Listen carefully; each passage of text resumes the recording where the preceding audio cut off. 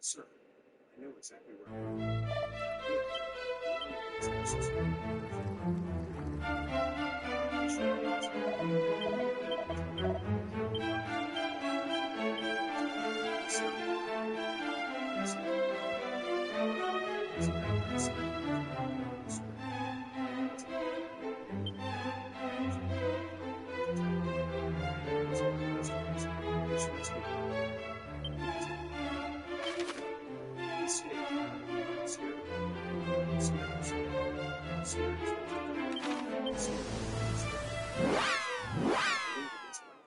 Suddenly exhausted. He did make a mistake. Multiple mistakes.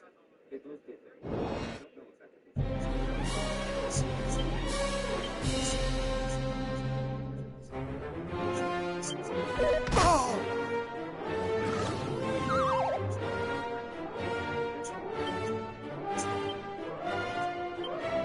Thou shalt not escape!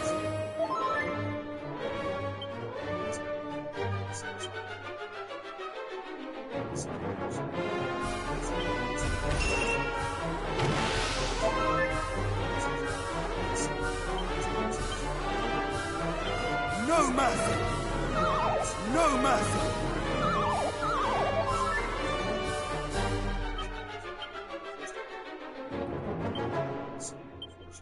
Thou shalt not escape!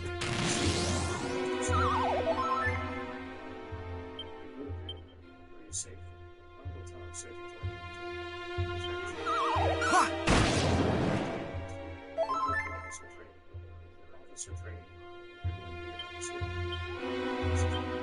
Ah! Thou shalt not escape!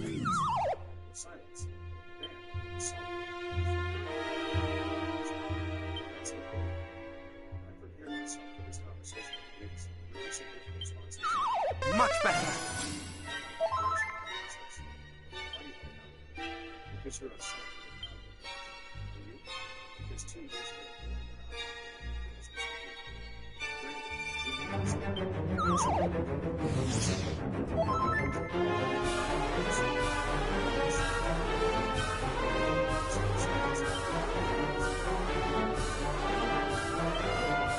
Much better!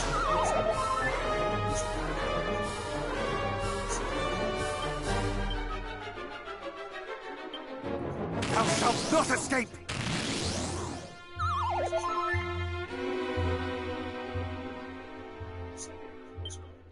In 23 years, I never heard of said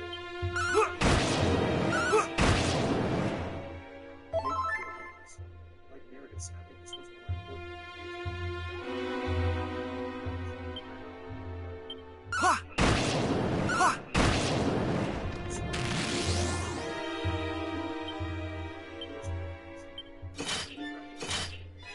Ah!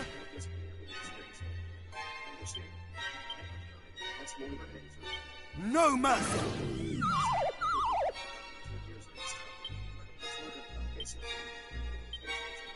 Much better!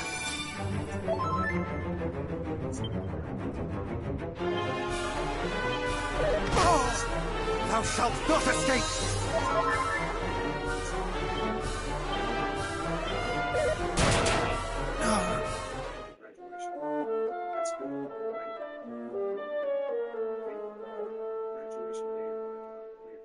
The nursing school ceremony was separate from the main university event, held in a smaller auditorium just on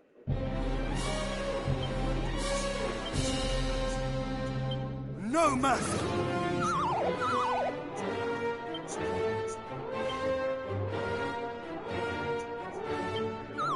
No mercy!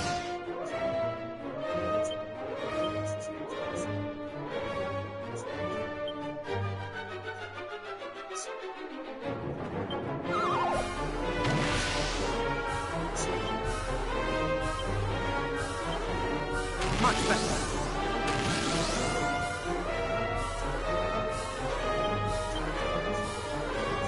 Ha!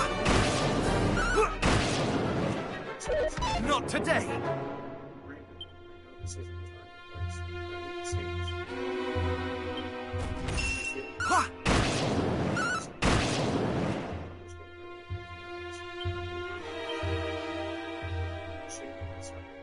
No mercy! No mercy!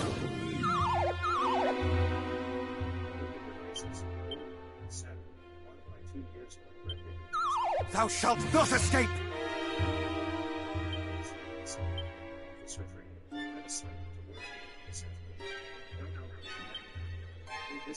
Much better!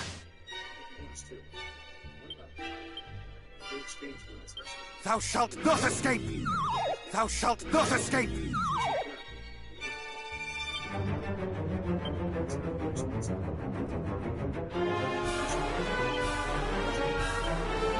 Much better! Much better!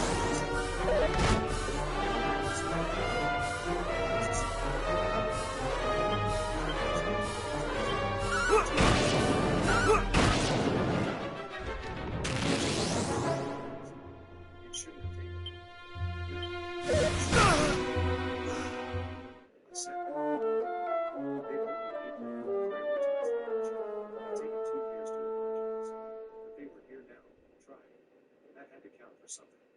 You can try. I said fine. Slowly.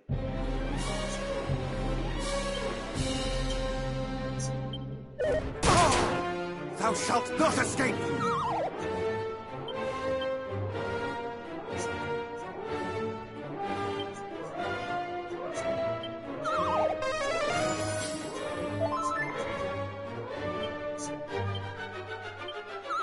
Much better!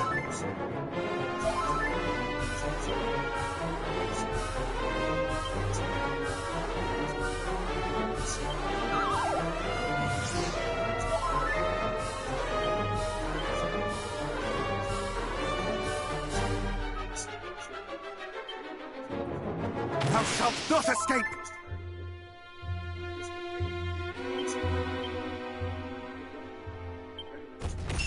Thou shalt not escape!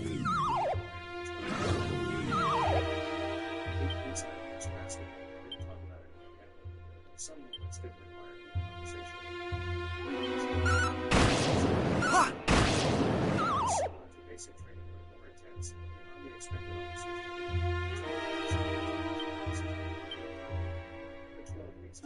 Thou shalt not escape! Thou shalt not escape!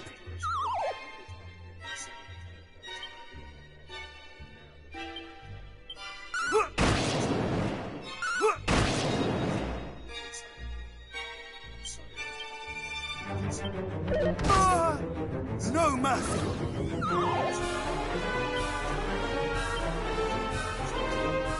Much better!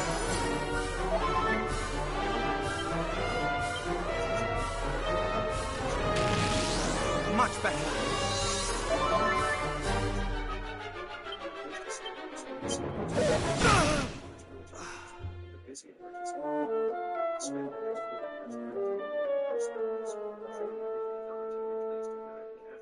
Stabilized stateside. The work was hard but fulfilling. I was good. Patience.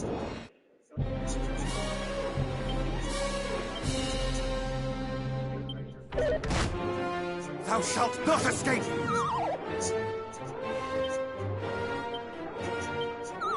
Reheal!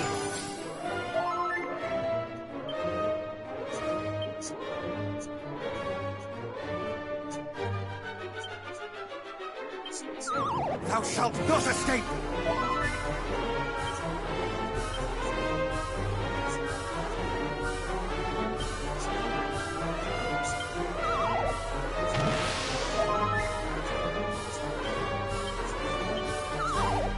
Thou shalt not escape!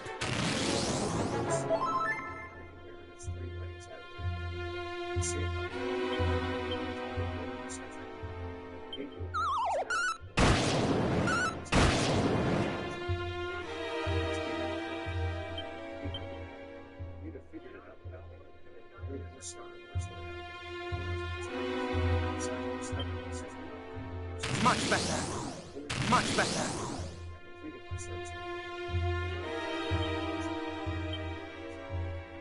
Seriously.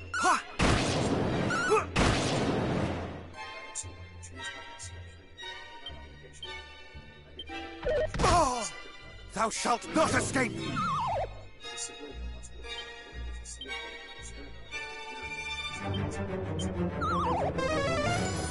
there's a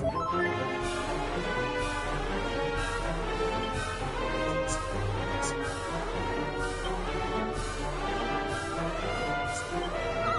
No mercy!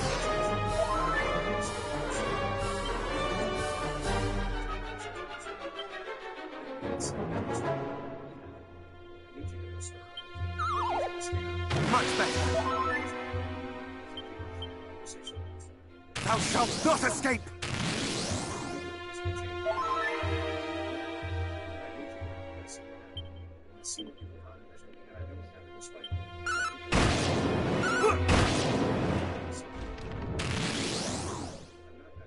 I just made different choices.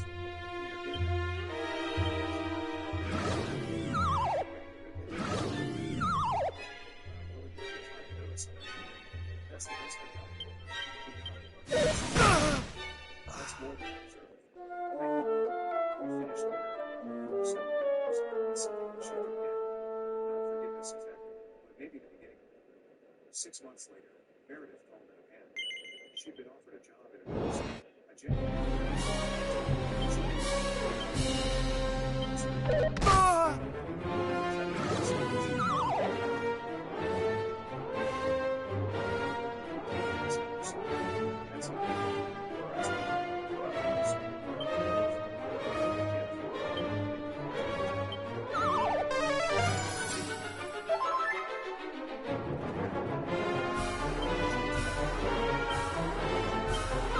Thou shalt not escape!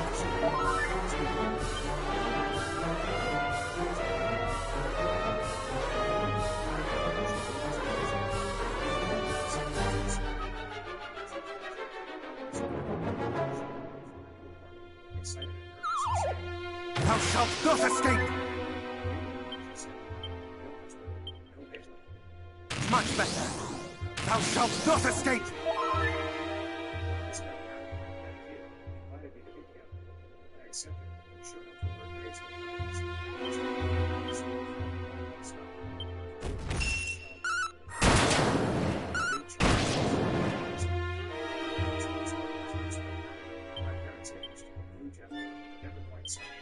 Oh! Thou shalt not escape!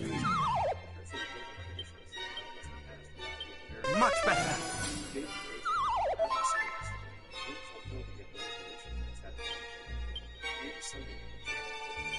No mercy!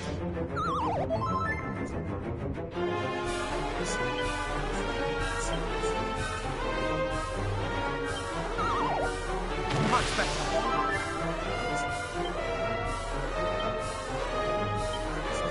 Much better! Thou shalt not escape!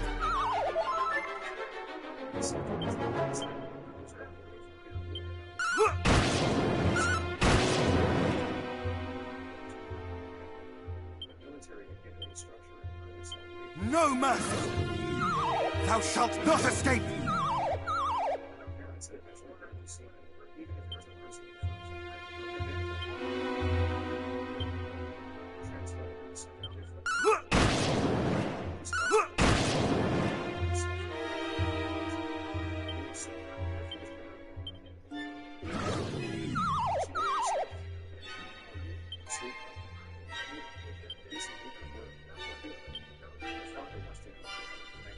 Much better!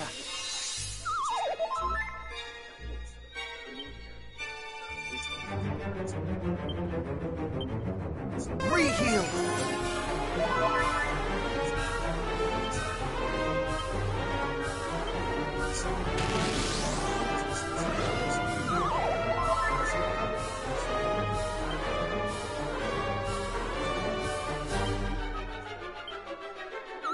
Thou shalt not escape!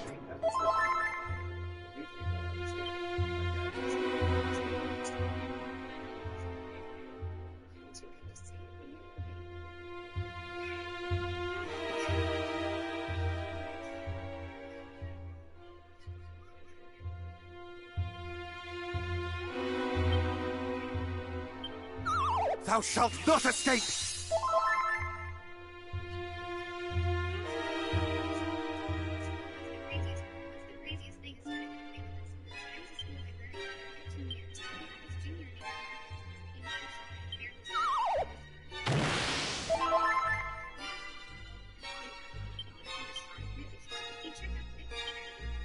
Much better.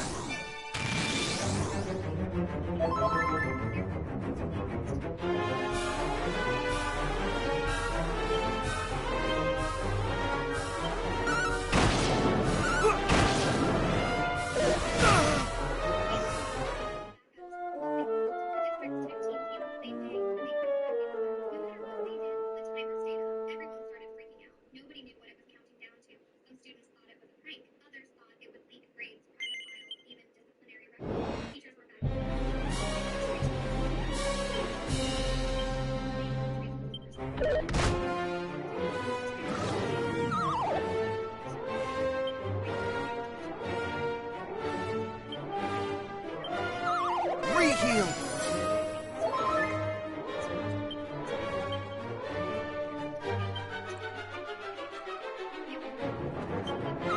Thou shalt not escape!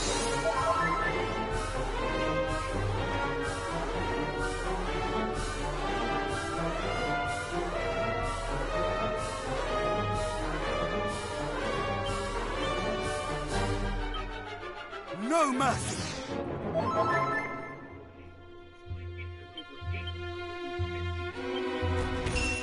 No mercy!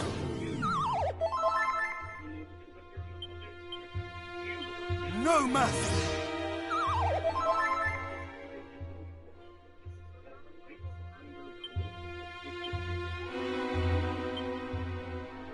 Much better!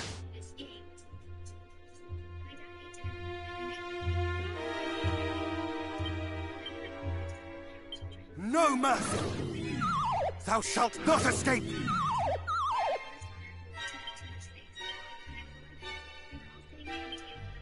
Much better! Much better!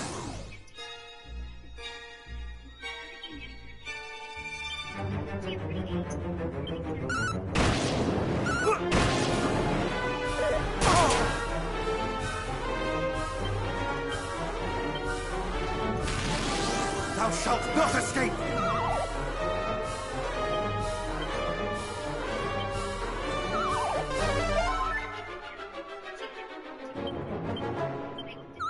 Thou shalt not escape!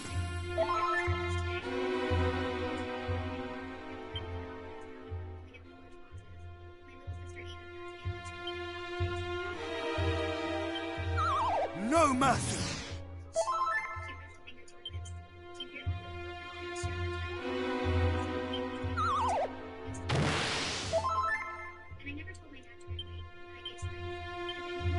Much better!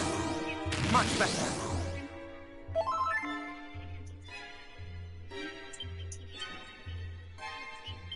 No mercy!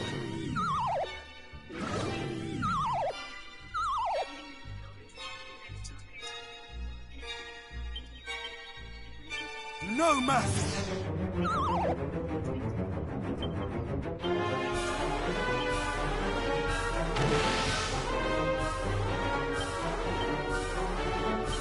No mercy! No mercy!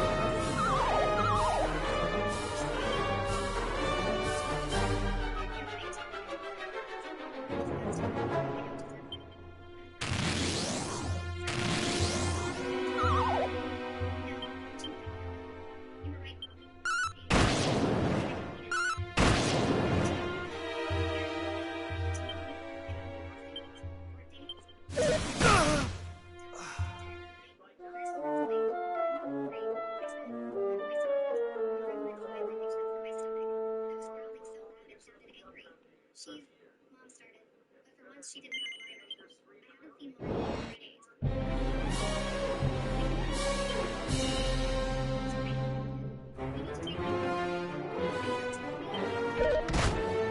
Thou shalt not escape! Re-heal!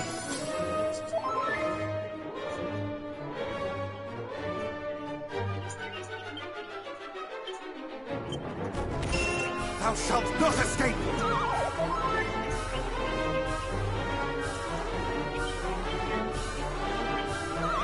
No mercy!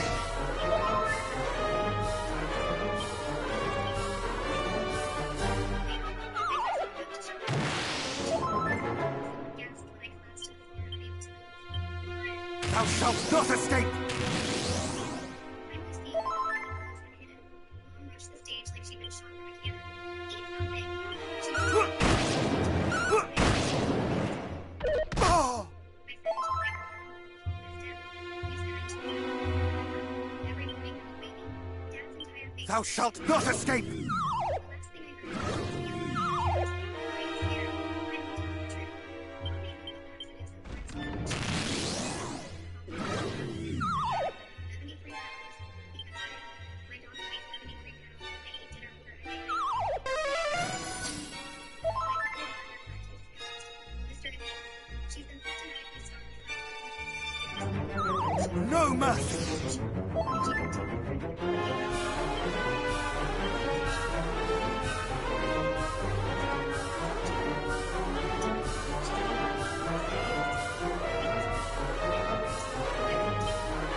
Thou shalt not escape! Much better! Thou shalt not escape!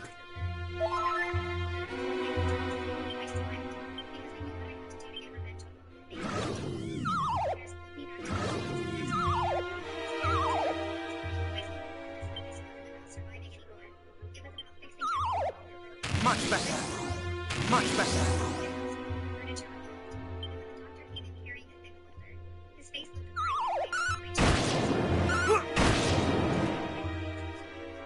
syndrome, which meant if they gave me normal amounts right away, my organs could actually shut down from the shock. They had to increase my calories by tiny amounts each day, monitoring my. Thou shalt not escape! It felt like she was still. Ah! No mercy!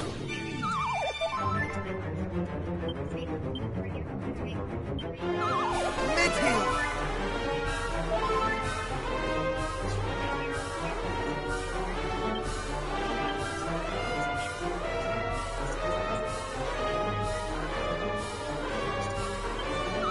Thou shalt not escape!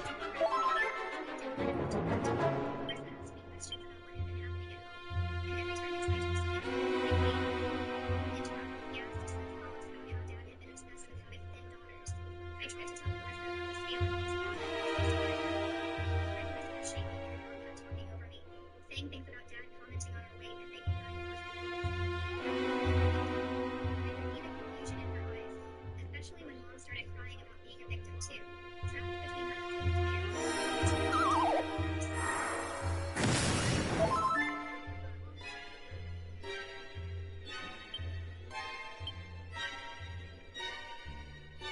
protect her fears. Ha!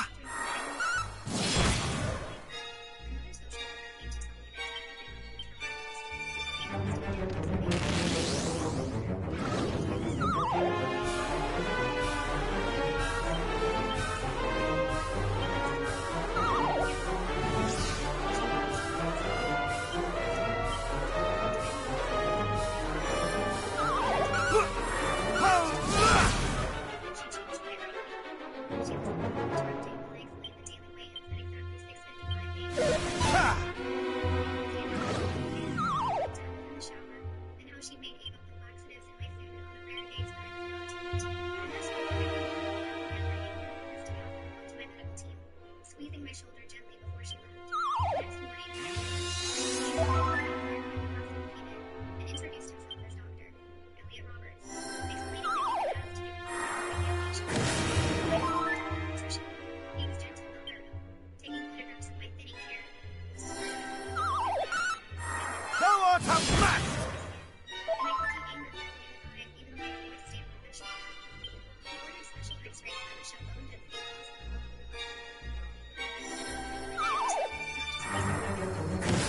Thou shalt not escape!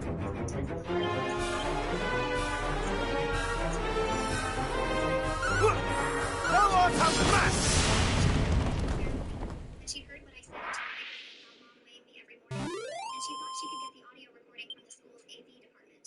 Her eyes got wet when she looked at the thin white husband, and she promised to do everything she could to help prove what really happened. 2 days later, Mom showed up at the hospital with a huge production, carrying bags of food and crying loudly about how they were keeping her from her sick daughter, how she just wanted to feed me and make everything better. Security had to physically escort her out when she started screaming at the nurses about conspiracy theories and how was turning away against her, and I watched the way towards the window as she pulled again with her grip. The next afternoon, the man, both family and lawyer, introduced himself to Beatrice and me, explaining that Dad had hired him to get photos to your face and figure out who he has them. He's read papers from the family on the tape police, and went on the tape hearings. He might have had things we put together. Our legal system works slowly, but we have to document everything perfectly, and my coworker tried to understand why I didn't make no first. A week after that first interview, Clark came out to talk to me again. This time he called me out, and she had a few questions that made me want to scream. First, I was concerned with my coworker, and made me want to strike him. She needs my disciplinary lawyer, and his rules are getting more complicated. So I read my copy, and I have 2 copies of it. And I don't get my championship till the 8th grade when I talk to the last paper. And then he went on to show me the saying they moved to the middle 2 3. And my sister thought so. She went home to my grandma this time. She was scared of me. Say grandma, Spain finds me the face of the face, and you're trying to get this guy to my house. That's what they want. I helped her to talk to her son. It would make me listen to my ear. I got the whole paper and everything right for him to talk to me. Later we got the window and it just got a little bit sorry. I read to her. I asked her probably how I knew she wanted to help, but was too scared of Mom to say anything out loud. She explained that my muscles had been being closed for years, because my body didn't have any to use for energy. She said it would take months to build up the strength my muscles did. Damage to my lungs might be permanent. We worked for 20 minutes before I broke. And she told me not to let her lose hope and try again tomorrow. Beatrice was working on getting an emergency protective order, so we'll see us about breaking the investigation. He's read all the paperwork and put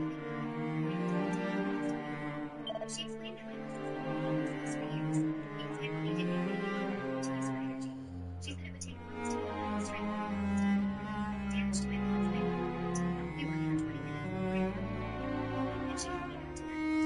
mailed it to me. Reading it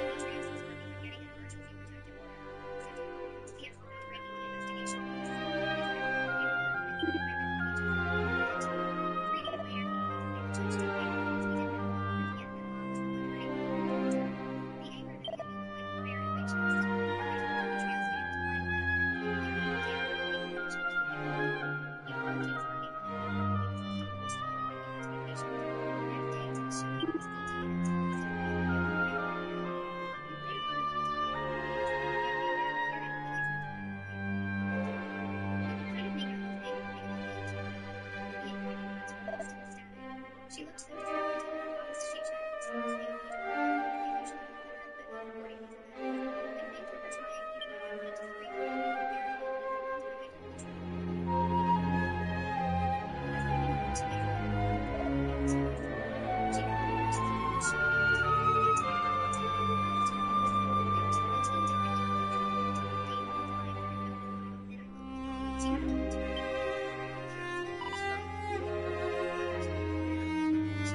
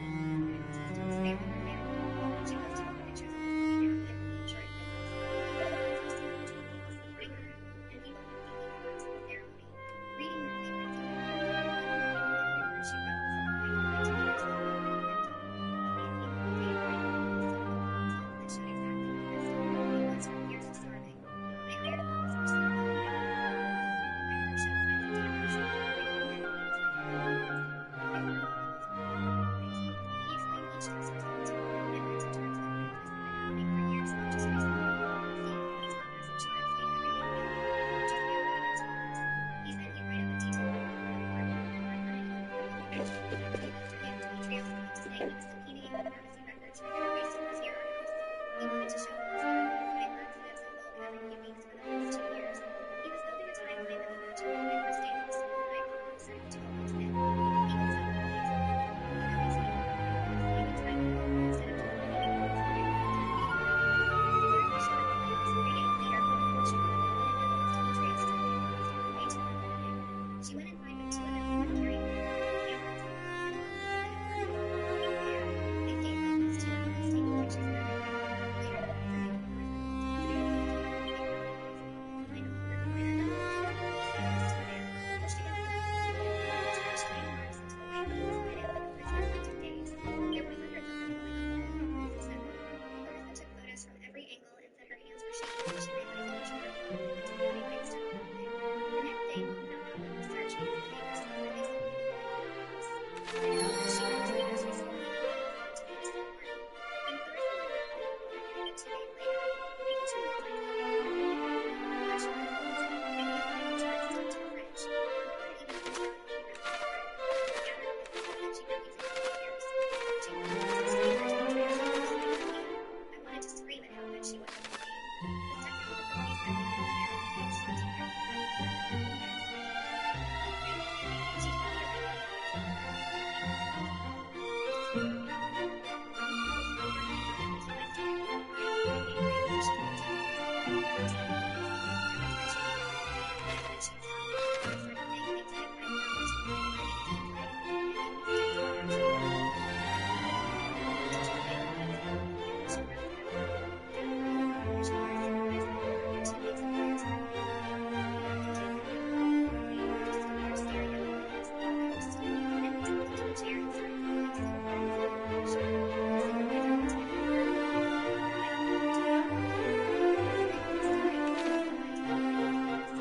had been through. I don't know what to do. One night last night, I felt like telling Mom that I was done. Ava and I were so happy together. Ava couldn't wait to stay home and help Mom with details of our tortillas. For a few weeks, I talked to her the whole time she'd been taking notes. Ava got her notes carefully, made her write on them, and wrote the editorial articles that used to heartbreak the students that Mom had written against them. She later wrote me a note and told me that everything was crystal clear. My voice made no difference, Mom made all every writing. Then the whole Spanish voice tried to force food in my mouth. The English Sierra voice wants peace. If you falter my promise to wait and look, and it was Demetrios who said this was exactly wrong. 2 nights later, my phone rang from her a different number. It was Ava calling me from the hospital. Whispering so quiet I could barely hear her. She said Mom had been taking her to doctor's appointments for investigation, but she wasn't constipated, and the doctor had them come here first before working. I know nobody went home because I knew exactly what Mom was starting. Ava said Mom was going to tell me everything, and Ava wanted to tell me what had been there. I told her to tell the police, and she told me I could say it. She told me before anyone else asked.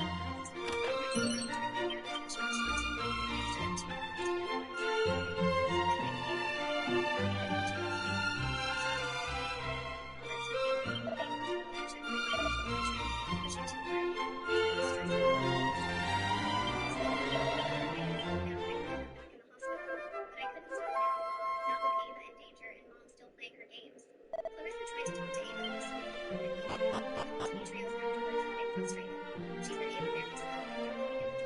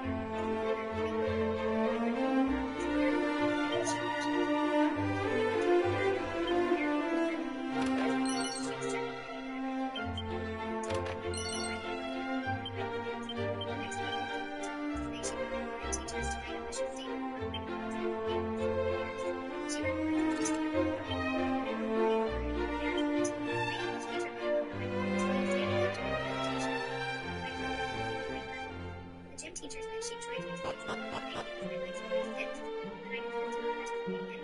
My chemistry teacher wrote a whole article about it, and begged her not to. They all mentioned that I was empathetically, feeling unsure about my medical background, was happy to be. Missy Walter said their statements were very real, and they were able to verify since they had been service. Robert spent the whole afternoon writing about it, showing the parts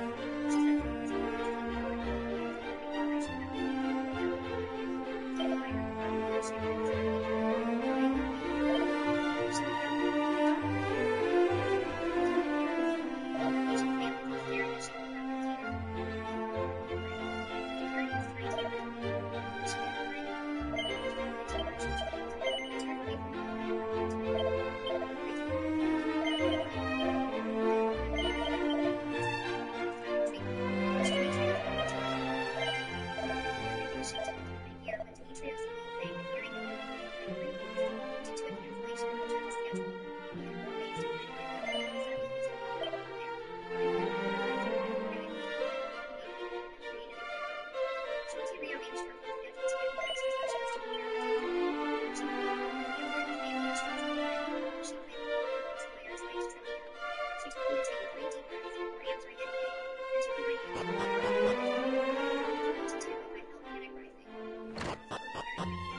overwhelming control system was forced starvation, not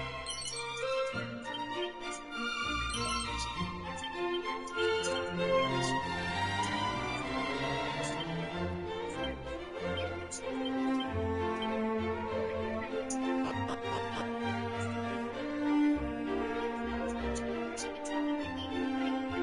wrote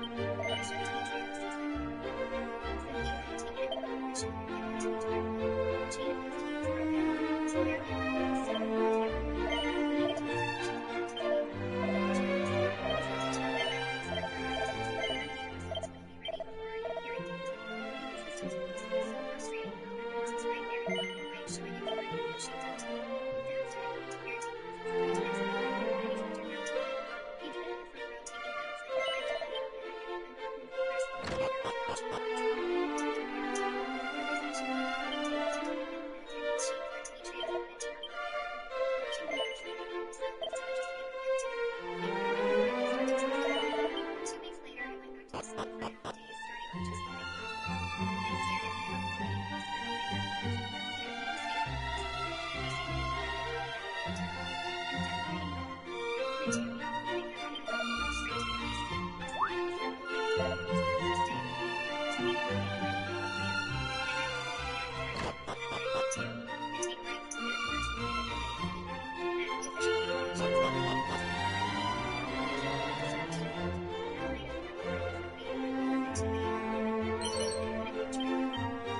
get started in school. Turning into a hands-on, especially when I was a systematic child. Once they announced the eating disorder, he especially protested against my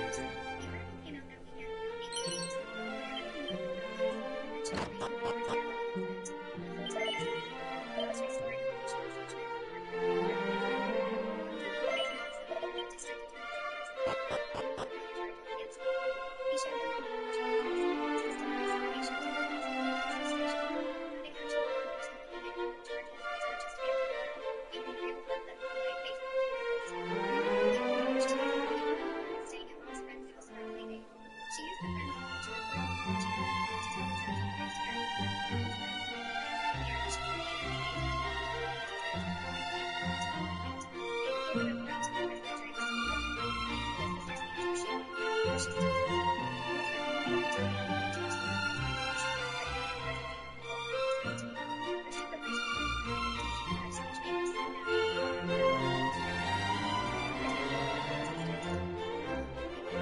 Her mom was pregnant. Clarissa didn't know what was to do. Her mom told me what happened. Clarissa kept pushing me to the doctor until everyone started calling us to the police. 2 days before the next court date, everyone was calling her waiting room, which was her home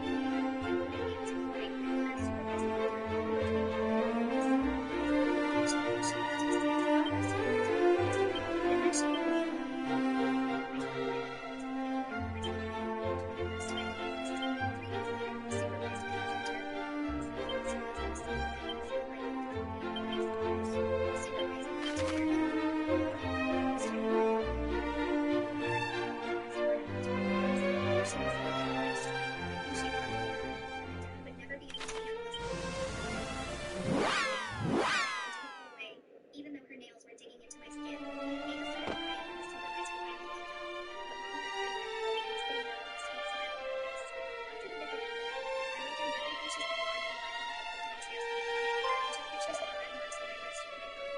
The court date came 2 weeks later, and this time was 2 months instead of 53 days. But it wasn't what I expected. It was months. The big desk where the judge sat looking through papers. When they called me to testify, I walked over to the stand with my hand on the Bible, even though my fingers were shaking. The lawyer asked me to describe what a remake is, and I told him it was standing already in the scale at 6:55 a.m. every single day while Dad was in the shower. I explained what a that's my weight loss plan I got 2 weeks ago. He made my voice steady again and started flipping broccoli at the table. The lawyer asked about the food restrictions, and I listed everything. The 3 celery sticks, the single ice cream, the 2 my family eat pizza like the ice cream. These are my nuts, I told her quietly, telling them what I couldn't say because I might come across bitter, and how I blasted his food over and over. When I finished, everyone was quiet and I made this face. This is the judge on the stand next to me. I looked way up on the court ceremony. It was now called for courtroom. I put equipment on the speakers and they called for the hands too, every paper she gave me. Then Mom's panicked screaming tried to force me to her mouth. The judge's face got harder and harder as she listened to all of the men talking against her case. Dr. Roberts came up after her. Her trial. I began to list abortion, murder, nutrition, remake, explaining all the damage to my heart and organs matched systematic starvation, remake, use restrictions. We pointed to specific dates where my weight dropped and matched them to Mom's laxative purchases, speaking in this calm, professional voice that made everything stand out at once. The lawyer kept objecting, but the judge told him to be quiet and let Mom finish. This was next, and she brought pictures of the scale. This time my voice stretched until only Mom could hear me. And that's when I said, These are too much. talking about the remake. Mom's tummy got stretched until it made me smile. She played the recording for me and Mom watching her about to tell the judge. Mom's voice cleared and tightened. Sister told me about Dad not letting us eat dessert. Clarissa admitted she was skeptical at first, but for the evidence speaking louder than all her fears were. Demetria stood by his side the whole day. She had receipts from the pharmacy. I just felt so bad. I heard perfectly what my school had already told me about Mom. The original story I was typing had been listened to in court. The charge was taken by Dad. Dad had been in court every single moment of the hearing. Mom's face got redder every 5 minutes longer as the minutes dragged. Finally, 2 weeks later, the lawyer tried to make Mom explain the evidence, but she couldn't hold her tongue. She started telling me how much things I could learn and praised her for giving me all these distractions. The judge asked her directly if she weighed me every morning, and Mom said monitoring weight was part of good parenting. Her lawyer looked like he wanted to disappear as Mom kept talking about portion control and teaching discipline through food management. The judge finally cut her off and said she'd heard enough. The judge came back with her decision. The time hath come to reclaim the ancient power that is mine by right. Psychological evaluation before the permanent custody hearing. I almost fell over in my chair, but I knew this was just the beginning. Then, 2 days after court, I woke up at the recovery What? center with my heart racing and skipping beat. The nurse called an ambulance, and I ended up back in the hospital for monitoring because the stress of everything. Thou refusest. The expert said this was normal for someone recovering from severe malnutrition and court proceedings, but it scared me how my body could still betray me. Then I shall just have to try all the harder. Our new place, a tiny 2-bedroom apartment above a pizza shop. The smell of garlic and cheese came through the floors. My dad apologized for not being able to afford anything better. Now to my things. There's our college guide called Hair Upstairs, and I told him I didn't care if he lived in a cardboard box as long as we were together and away from her. The first week in that apartment, Ava barely spoke to anyone. My dad called Shanti's number and called me over and forgot to tell her I remember her. Especially when her shoulders crunched up to her ears. When she made it out later, her eyes were red, but she looked lighter somehow. Over the next few sessions, Shanti got her talking. They liked us together. They wanted to finish. When the finish finished for her, she said Mom would make her too, but in secret, telling her she was getting close to being her mom. Each day felt horrible and my hands shake with anger, but it also made me more determined to make her safe. Even at the beginning, I didn't want her to marry him because she was pretty kid. We wanted to make her later, but in the end, almost equal family members, actually, adopted mother, were the first thing we had to get used to. She started calling me Mom and calling me his brother. Daily counseling on persecution of Italian parents, the comments that she made, the strangers that came to visit us together, the times we were very affectionate, but she never let me force them into me. I did everything I could to make her feel better, but most of the time, I never felt like I was the right mom. I thought I would give her a job, make her act straight, and pay her to come home to me. That's not how it worked. That's not how it worked. My voice was tense with emotions as I told her these things. Shanti was listening to me, slowly speaking. I thought I was going to lose her. Watch. My voice stayed steady even when describing the worst part. As Shanti would tell me about her own life story. I finished. We had our exams. Years later, she died. 2 days later, I lost her permanently over the summer. Her voice was shaky, and thanks to others, she said she forgave me, understanding that we once had used to sin. But she loved me anyway, and hoped we could be family again. I prayed for knowledge to my husband, but he said to it twice. Then he told me to not give up. Acknowledgement. Acknowledgement. Acknowledgement. Very quickly, until I finally told him again. Project reviewed everything, including Mom's thick evaluation that showed narcissistic personality disorder. Doctors managed us and told me that we needed to complete 18 months of mandated treatment. Dad kept calling me to me and calling me Mom. It was craziness. Mom sat there till I told her I was in the right place, said she would be okay. I told her I told her, put me to jail. And then angry, told me what I'd done, demanding the punishment that I had. The next week at my outpatient program, something shifted during lunch. I sat down with my tray of spaghetti and broccoli and realized I wasn't counting calories or filling my chest anymore. I just ate. I ate all night until my plate was full. I ate till she was sick. She was sick. For the first time in years, I had a moment where I felt like I could make her proud. I was too hungry to eat again. I realized this was my fault. To maintain her happiness, I had to do everything. Even things that would only make Mom happy. Lunch, food, talking, and eating together. The first few times were quiet and awkward. But by the end, we were just like family. We made love every day. We laughed. We joked. We cried. We laughed. We cried. We laughed. We cried. We laughed. We cried. We laughed. We cried. As time went on, I knew everything I wanted from the experience. Not for words, but for her.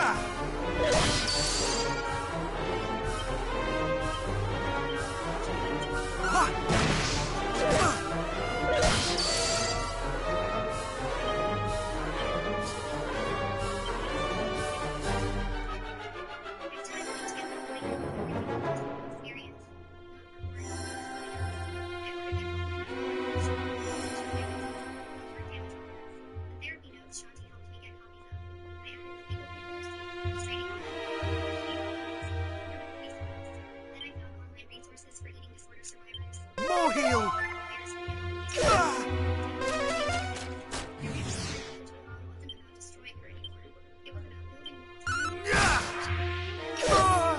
And thankfully, I couldn't let go of everything I'd survived and overcome. I knew I was. So much stronger than when I was in the beginning. Too tired, too angry to think straight, too broken to believe I deserved better. Alright, that's it. Congrats on making it to the end. Clearly you don't value your time much. Hit subscribe and thumbs down on that.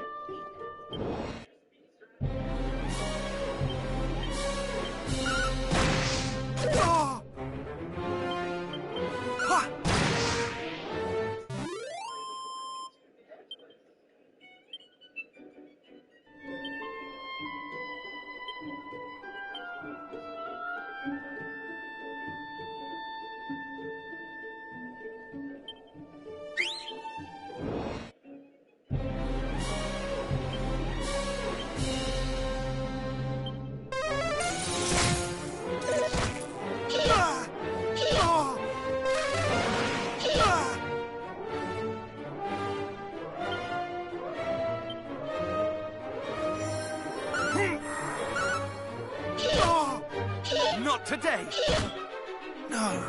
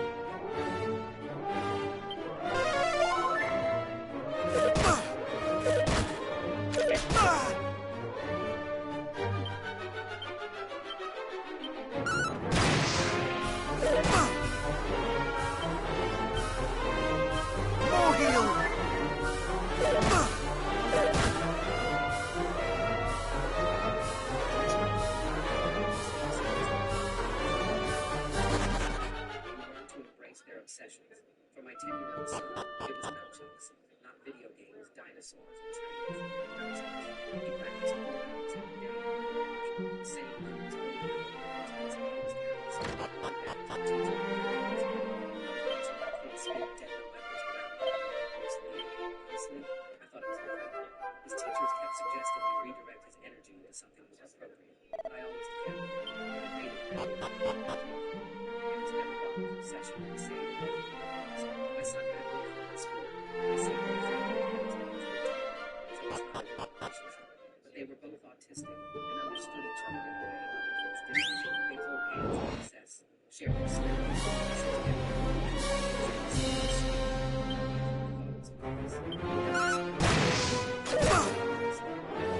My son asking his girlfriend,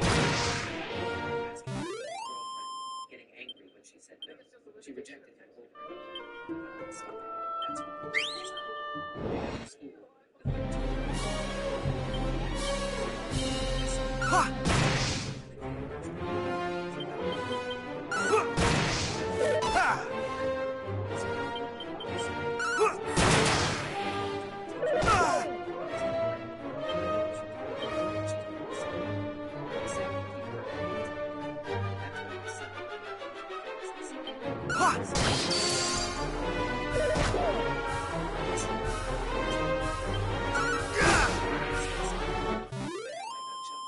Transformer ones you gave me for Christmas. She looked shocked, but he's bigger and older. You really fight over me? My son said, you're my husband. I will fight a dinosaur for you. Chucks everywhere.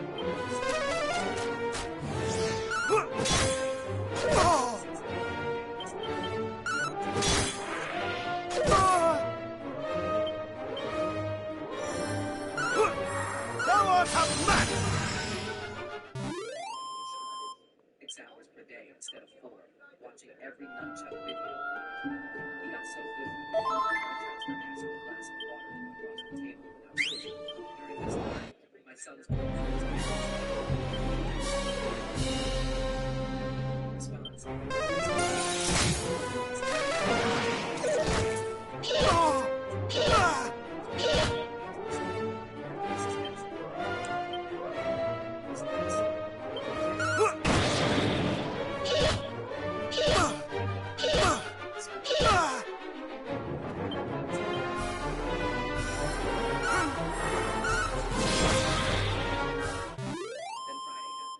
My son and his girlfriend were over at our house, and my wife and I wanted to run to the corner store to surprise them with snacks. We left them playing video games and talking.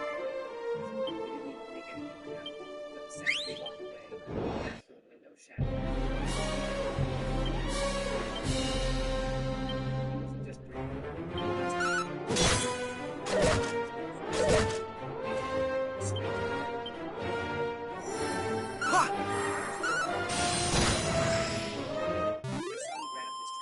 Nunchucks from the living room and positioned himself in the hallway between each door.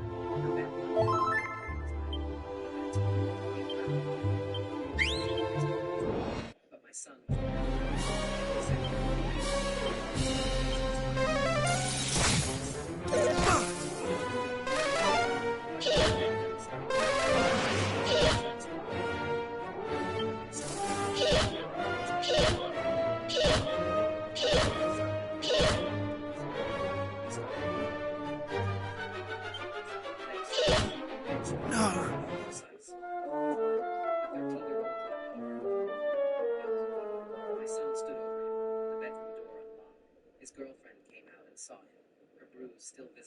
face from when the bully had hurt her.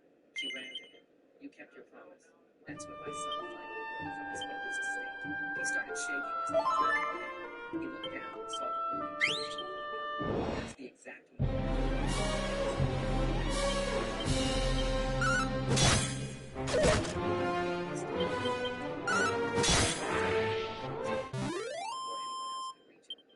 shaking as I secured the weapon and stepped back.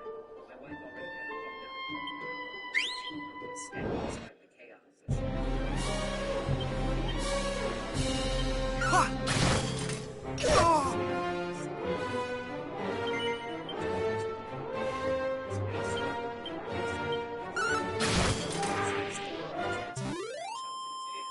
standing over the bully like a guard, but his whole body was trembling now with the adrenaline. His girlfriend clung to my wife's side, her face showing the fading when this saved her. I brushed her. Be gone!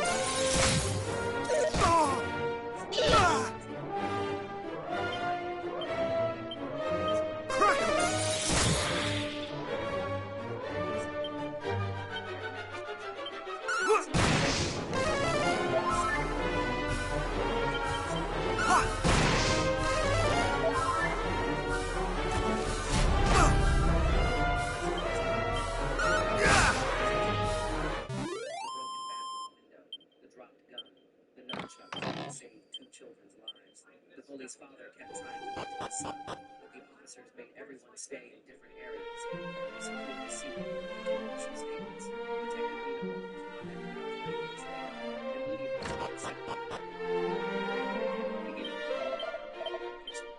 female officer stayed with both children and I explained the entire history, how the bully had been stalking his son's boyfriend for weeks, how he'd already hurt her badly, and his injuries. The school had suspension of school those threats had escalated to textbook violence. The detective's face got brighter as I showed him the threatening messages on my son's phone, including the picture of our bully that the bully had sent days earlier with the text saying,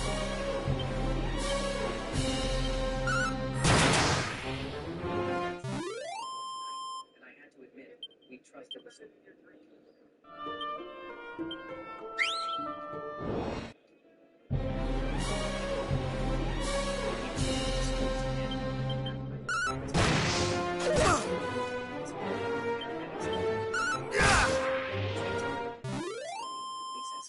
His injuries, including what looked like a broken nose, possible head injury, and multiple marks from gunshot strikes across his body. His parents and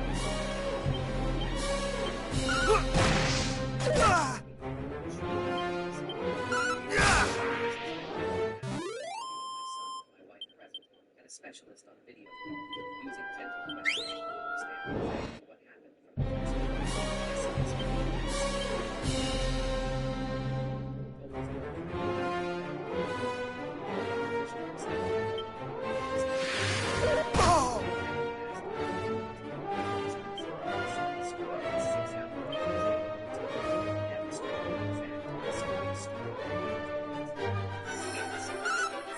Prepare thyself!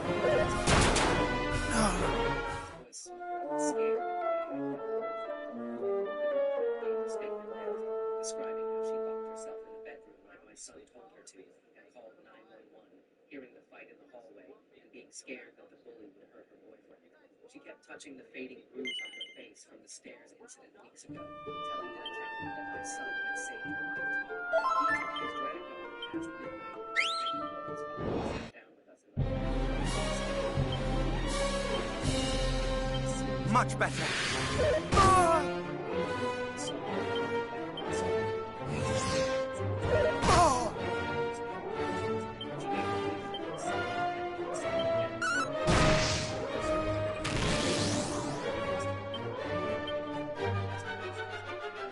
More heal!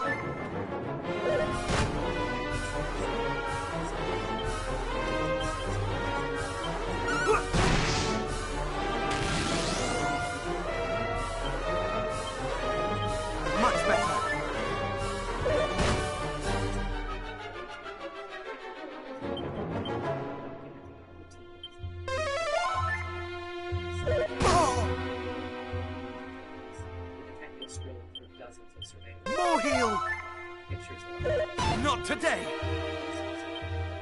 Shots of my son and his girlfriend playing in Thou shalt not escape! Oh!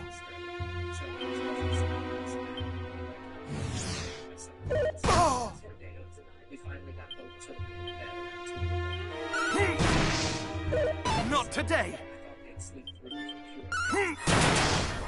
Son started screaming. I ran to his room and found him sitting up in bed, crying and shaking, saying he kept seeing the bully's face when the nunchucks hit him.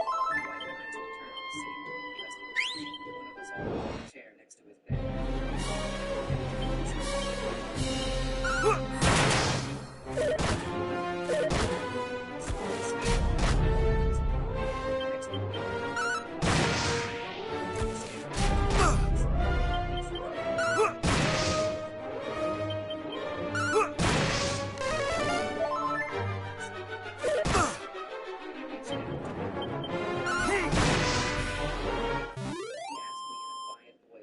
Somewhere he couldn't see them anymore. I carried them to the basement storage room. Understanding that the weapon that had saved his life had also forced him to hurt another person, his 10-year-old wife was still in the process. Girlfriend's parents showed up midnight, looking exhausted after spending the whole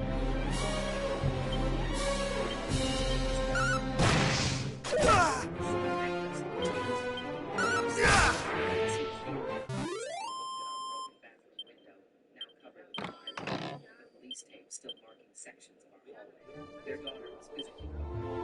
She was shaken, and they kept her. Just upset, Detective Holmes the bully was being held.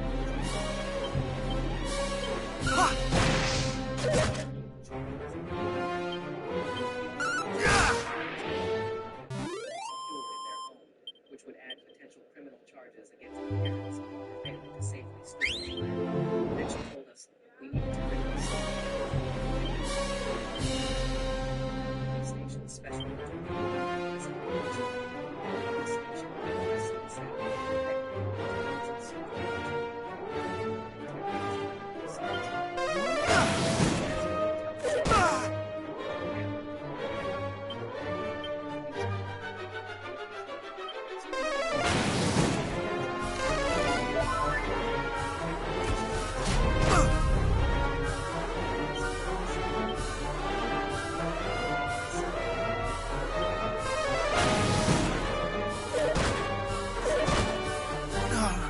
discuss resources for people who have both children and experience. She explained that they would both need therapy to process the trauma, emphasizing that even though my son was the one who defended them, he still... You're supposed to be dead. You're supposed to be dead. The words hang in the fluorescent lit hallway of Navy headquarters like smoke after gunfire. And Nathan Cross stands there, his face the color of a pig, staring at me with emotion that exist.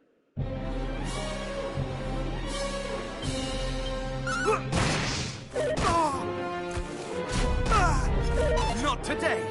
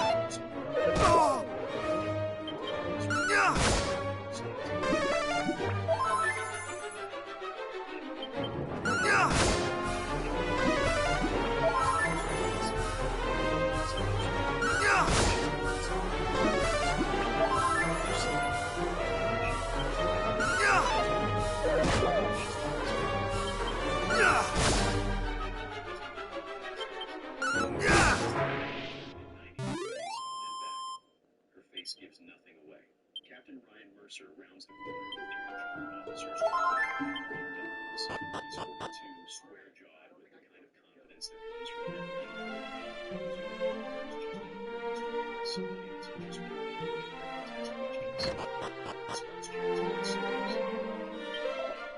It's his head carry. First day, the ship already lost. The junior officers laugh on cue. Waste acid, some ads, and there's really not anything. She starts to recognize the course of her life. The 6 inches of phase 2. Acid, this is how it works. This is how it's supposed to work. She doesn't flinch. She's not still. You're paying very close attention. If you knew what to look for, you would see her chest movements and very specific. 4 seconds in, 4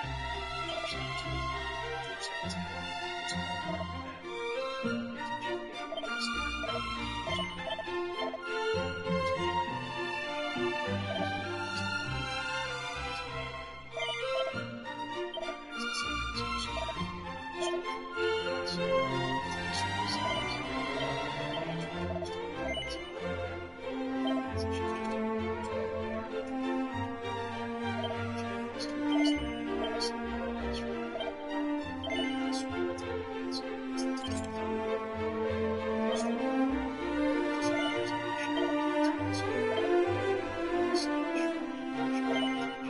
that.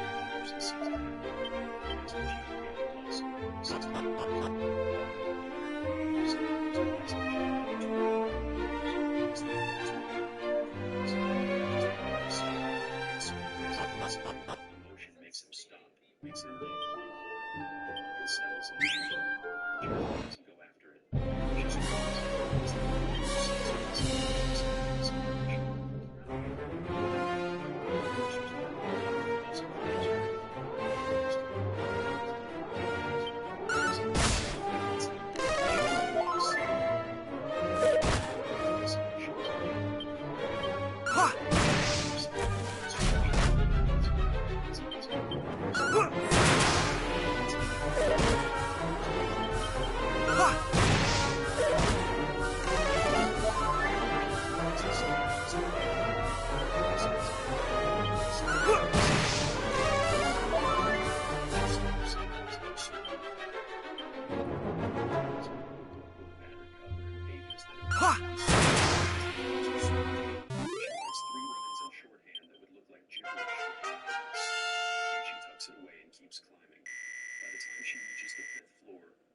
Just still even, not winded, not hurried. She pushes through the door and emerges into another identical hallway. This time, she doesn't need the map. She walks directly to room 512, knocks twice, and enters. The office is small and smells like old files. Lacrosse sits behind a desk covered in reports, his reading glasses partially into his nose. He's 58, with iron gray hair, and the kind of posture that comes from decades of being watched. Jasmine enters. He looks up, and for just a fraction of a second, something flickers across his face. Recognition, disbelief, fear. Then it's gone. Replaced by professional neutrality.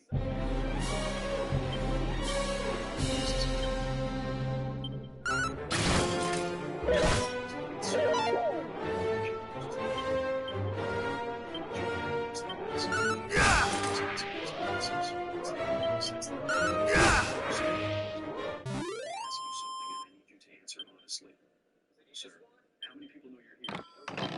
3, sir. You, me, and whoever signed the transfer orders. Who's next to us?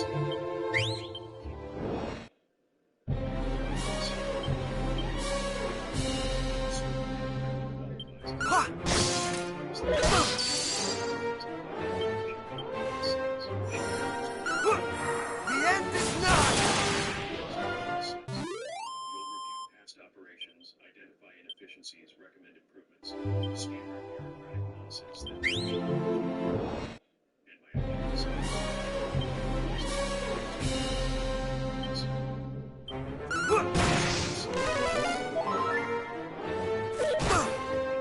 Not today!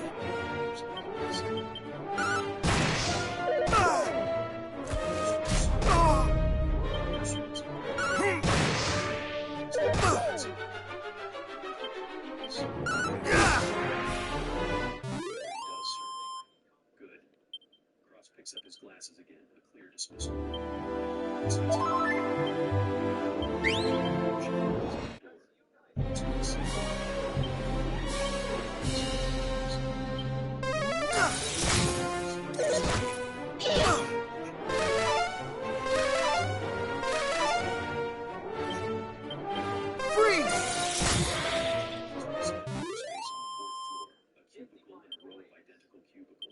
sits down at a computer and stares at the TV. The cubicle next to hers is open.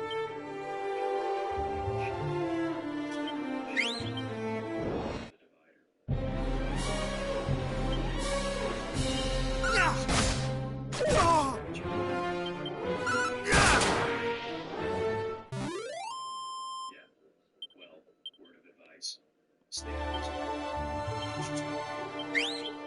It's time to get reassigned.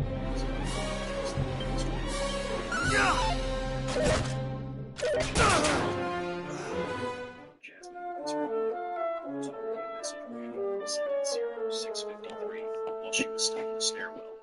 The sender is Mercer. The subject line reads, "Welcome aboard." The body of the email is 2 sentences long. New audit specialist Hale. Let's hope she can audit her way out of a hallway.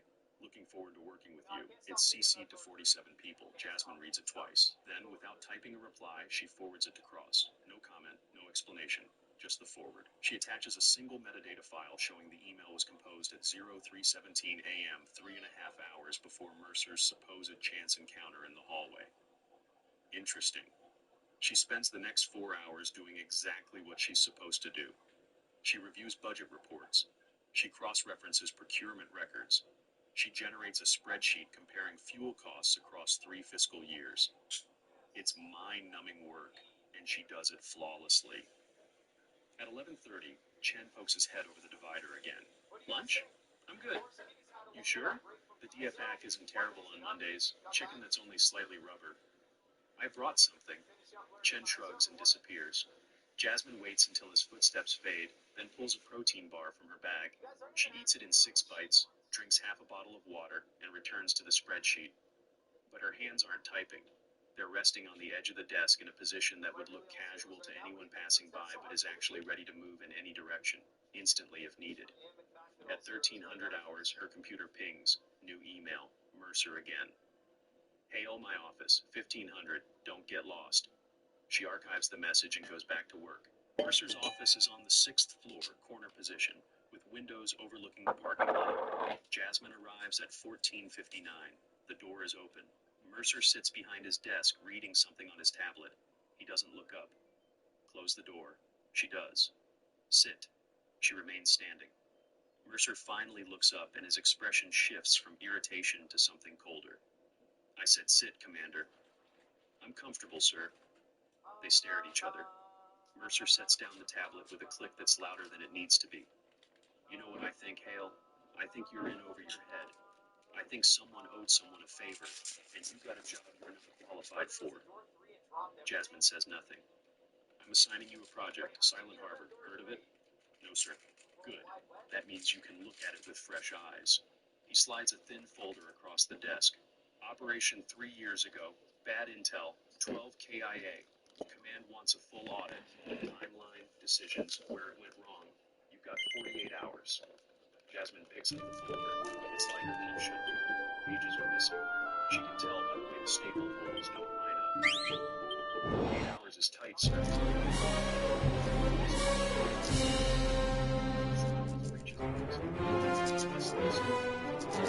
Jasmine leaves. She passes boss.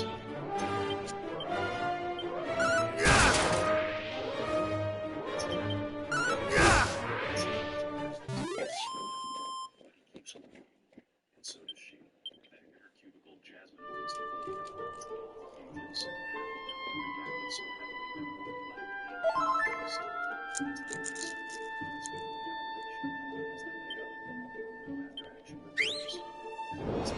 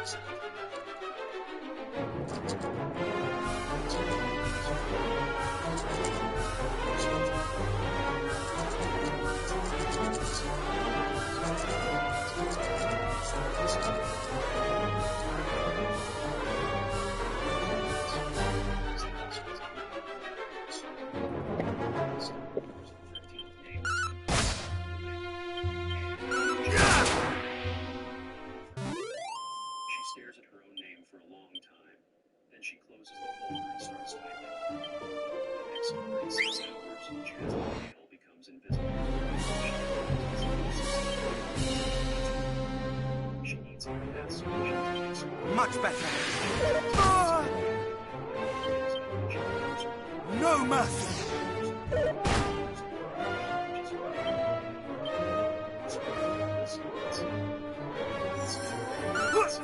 The end is nigh. Ah!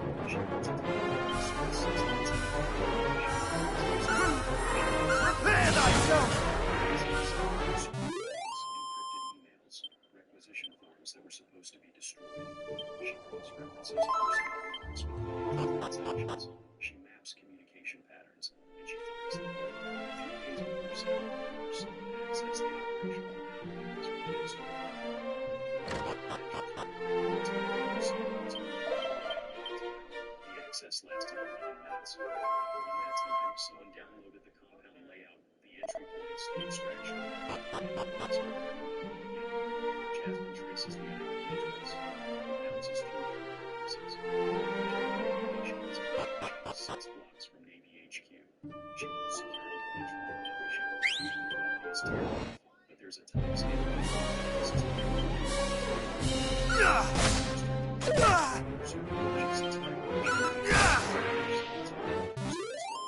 Seconds out. At 0500 on day 3, she sends the pages, charts,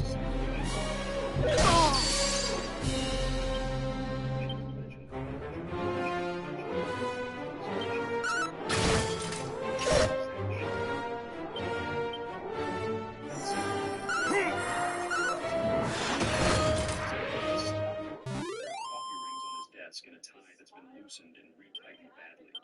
He holds the printed report in both hands like a big sword. This is very thorough. Thank you, sir. Too thorough.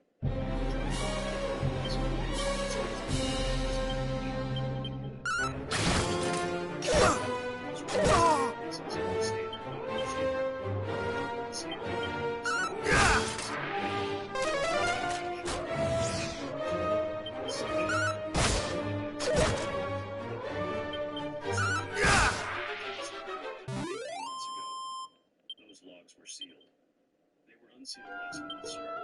Transparency initiative. It's a lie. The logs are still sealed.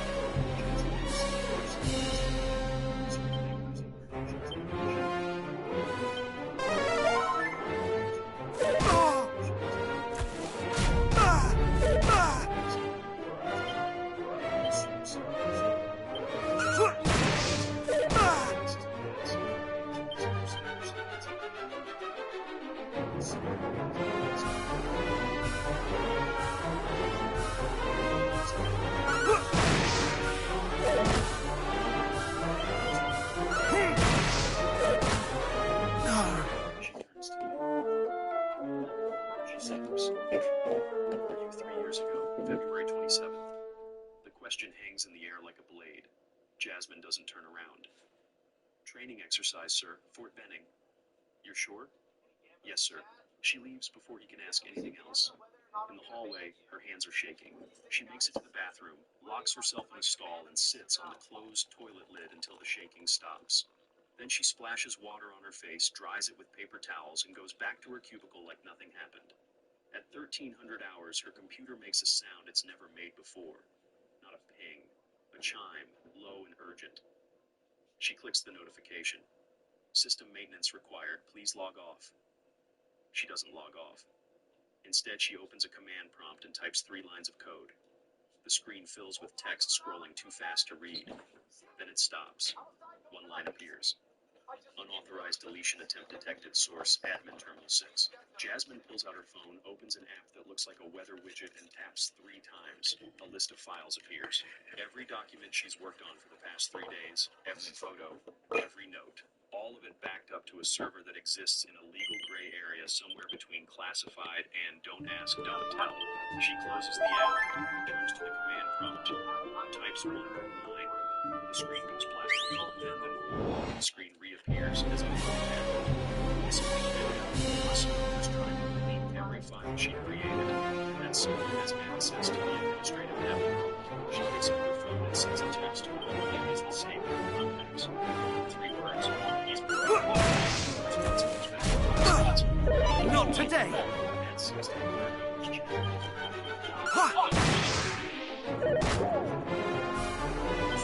Suspended pending investigation. Jasmine saves her work and closes the laptop. Meeting at 0800 tomorrow with Cross and some people from Chandler versus Rich. I don't know what you did, but Mercer doesn't respect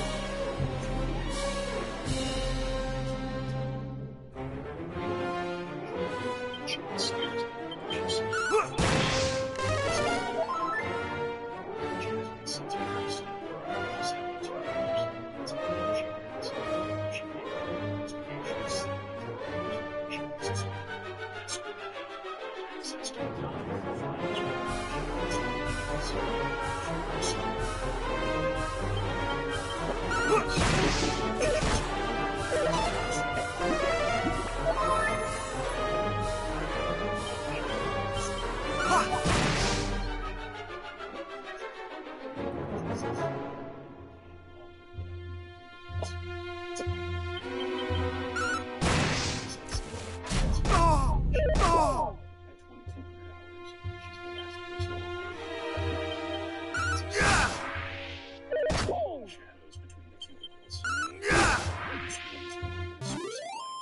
She's been searching for 3 hours, cross-referencing financial records from personnel files, looking for the thing that always exists when someone sells out their own people.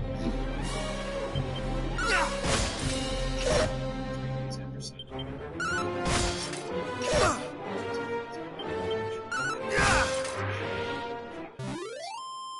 company has one shareholder, a trust.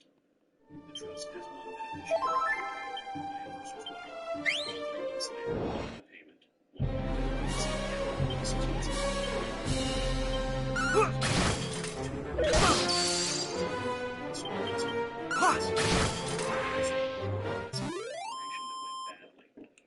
Silent Harbor was just the first. Jasmine takes screenshots, sends them to the backup server. Traces her search history. She sits up.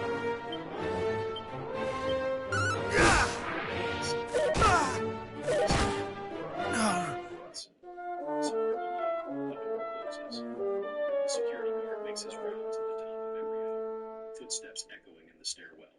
Jasmine doesn't move. She's thinking about 12 people who didn't come home. 12 families who got folded flags and carefully worded letters.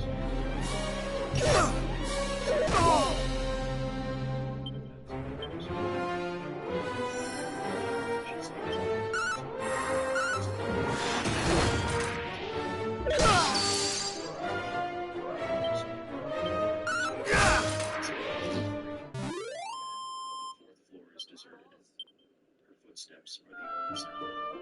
The elevator arrives with a soft chime. The doors open. Master Chief Wilson stands inside.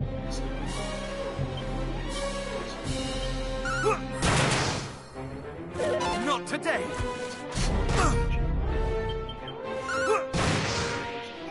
Not today!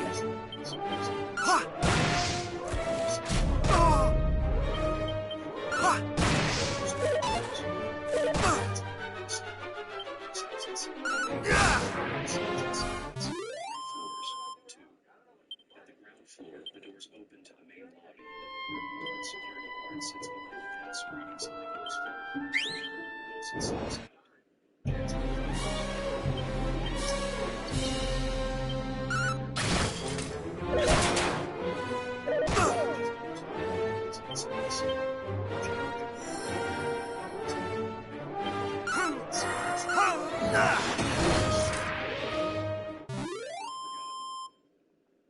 This fell out of your pocket yesterday, Dawson says quietly.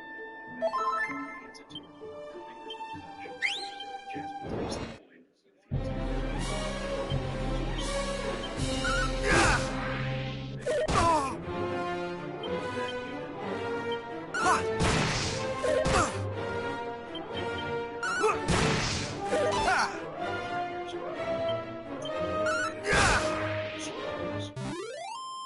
That's what the record says.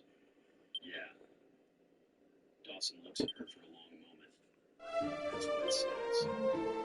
He walks away, carrying his box of junk, leaving Jasmine alone in the lobby with a coin that isn't supposed to exist and a name that was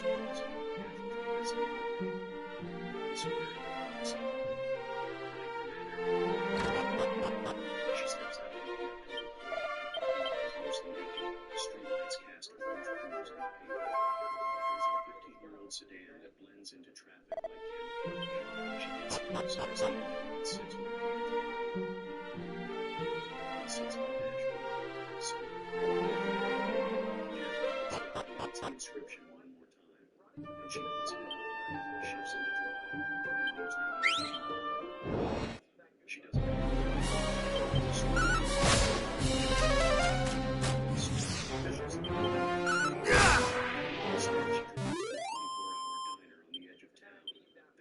that serves breakfast at midnight and is next to she wears black.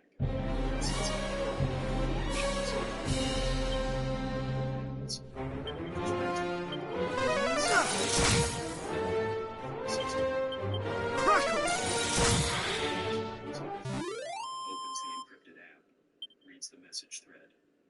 He's moving. Her 1600 hours. Cross 16.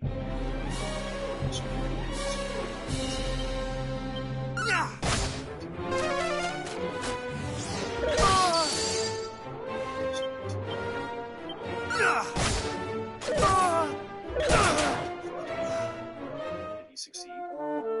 Cross 2215. Or 2216. Then he's panicking. Keep pushing.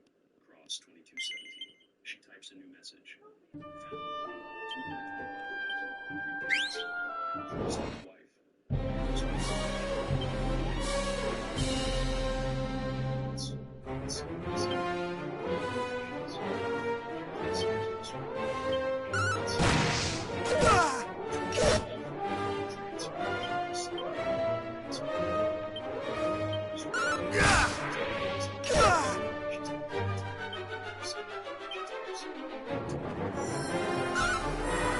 Shall not fall! She wouldn't have. The only way to catch a rat is to let it think it's winning. Let it get caught. Make mistakes. And Mercer is making mistakes. She goes forward when she thinks. That's it. Ha!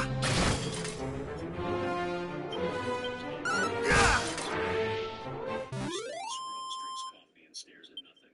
Jasmine fits right in. At 0400, she goes to the apartment. The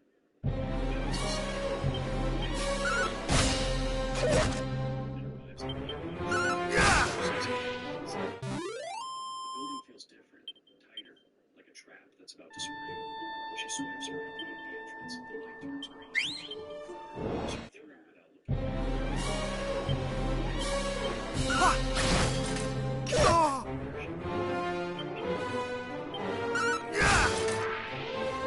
Upside down on a paper towel, she logs in, checks her email. 3 messages. 2. The third is from her service.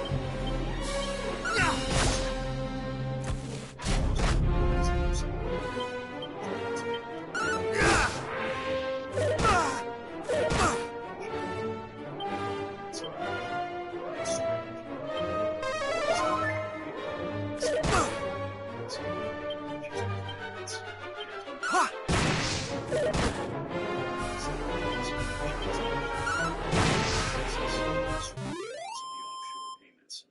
Then she adds one more thing. A single photograph printed on photo paper showing 12 people in combat gear standing in front of a helicopter. Most of them are smiling. Most of them Ha! faces were If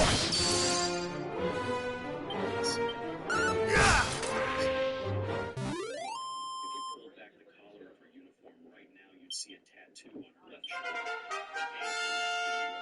With waves beneath it and the number 17 above. Unit 17, Silent Harbor, never forgotten. Jasmine slides the photograph into the folder and closes it. Then she picks up her coffee mug, fills it from the break room, and walks to the control room.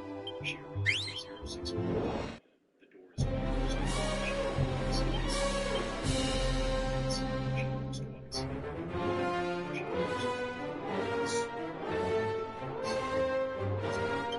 Master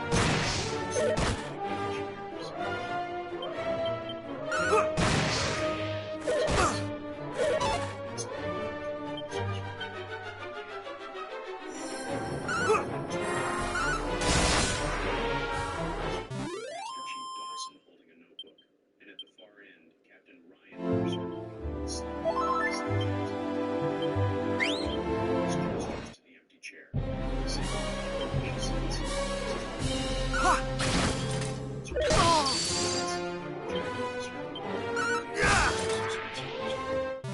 Hale, you're here because questions have been raised regarding your security clearance in the office. This is a formal review.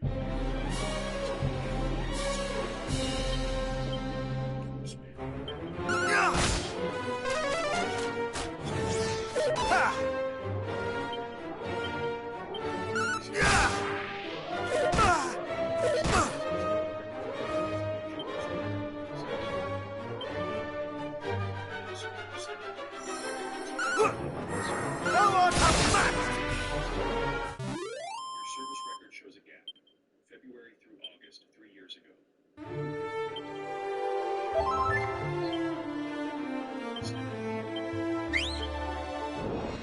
I'd need to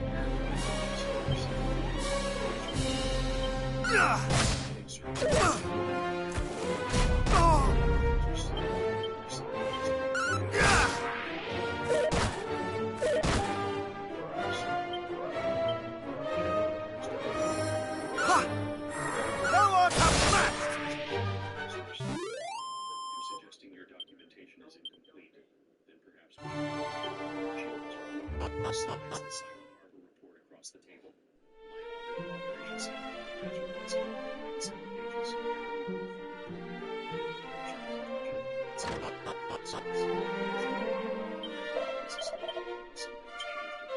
The temperature has dropped. You signed the audit an operation where 12 people died due to faulty intelligence. Intelligence wasn't faulty, it was solid. Officer slammed straight. This is expression his hands flat on the table. Dawson stops writing. Mercer's face goes very still.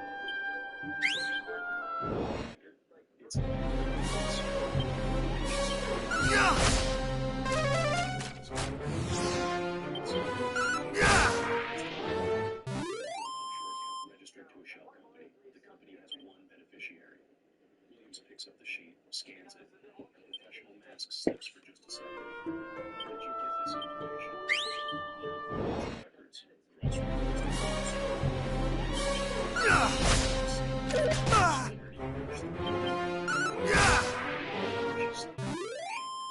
coffee shop footage, the license plate. That's your car, isn't it, Captain? Mercer stands up. This is absurd. You have to listen to this.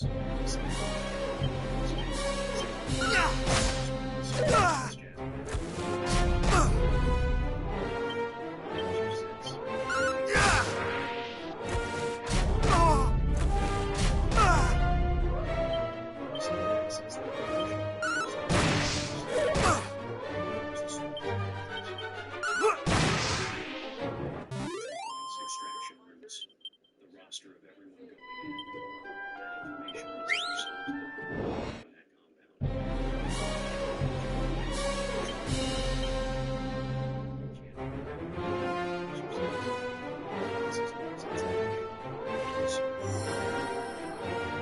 What?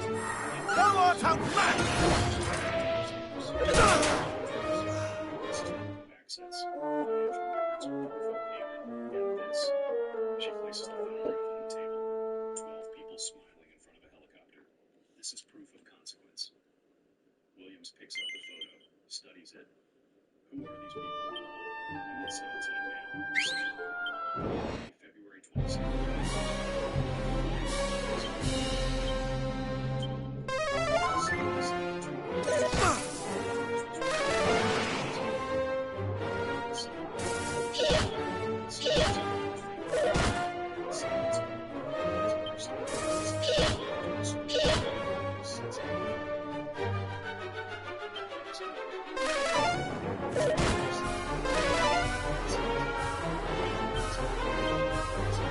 More heels!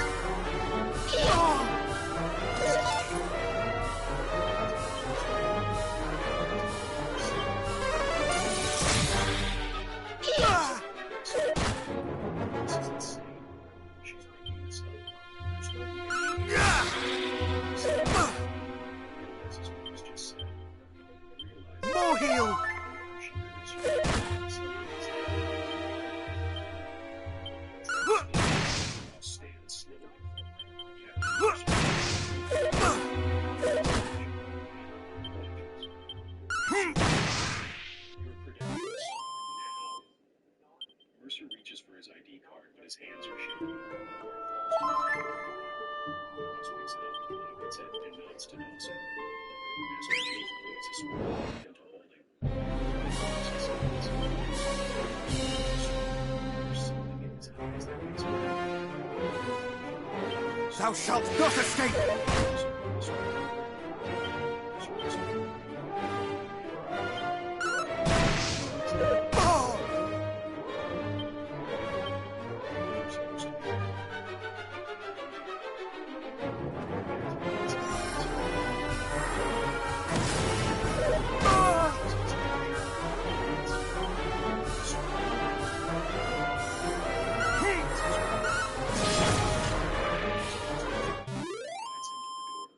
Mercer doesn't resist. He's gone somewhere else in his head. To the place people go when everything they love comes apart. The three people left Mercer in silence. Williams is the first to speak. Questions?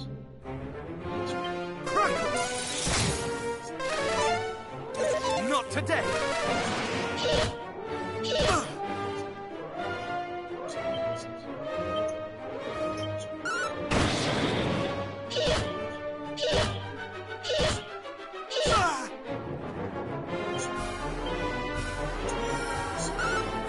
Thou art outmatched!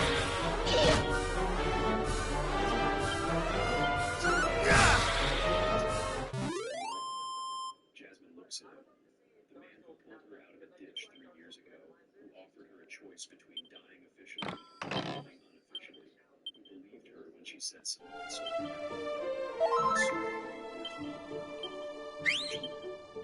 Two more names.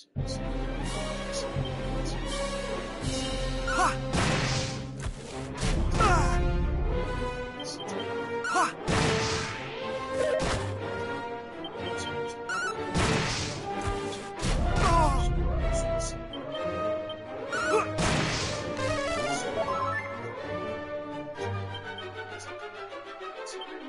Yeah!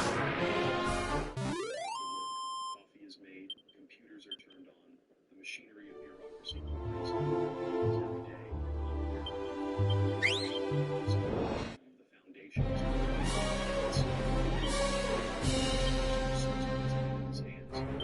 Much better.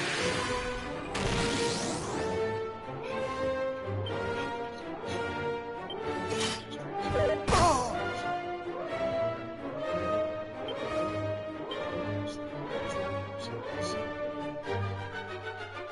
Ha! Ah!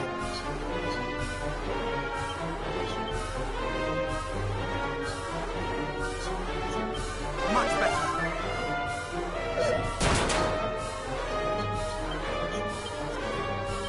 Much better.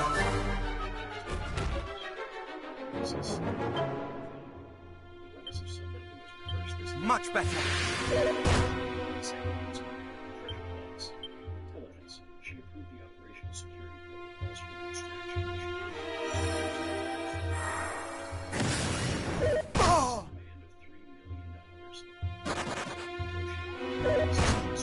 No. Still listed as prisoners. Williams lets him laptop. Officially, they were executed 6 weeks after capture, ma'am. We have confirmation from 3 separate intelligence sources, but their families still receive letters saying the Navy is working on their release. Ramirez covers the phone. Why would the boss keep that quiet? Because she sold the extraction route, sir. If the families knew their loved ones were dead, investigation.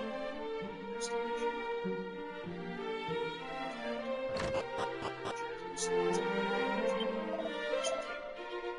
She received $1,000 to Ramirez, same shareholding structure as Mercer. Cross picks up the paper, studies it.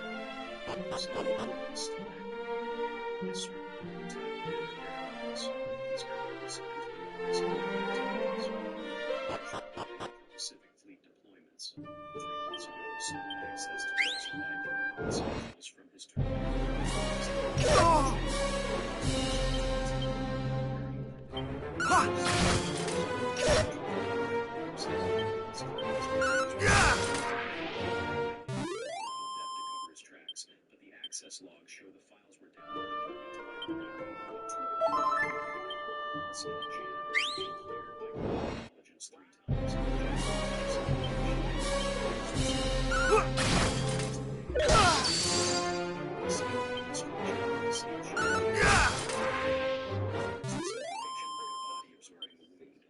Slowly, painfully, irritants is gone. I just know that NCIS, their science wing, ETA,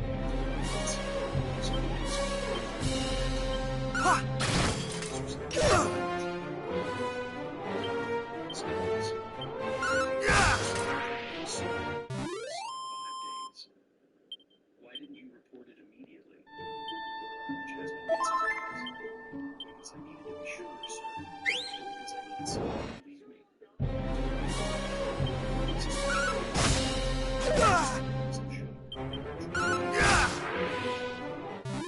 Medical leave and buried my report. If I came forward now without proof,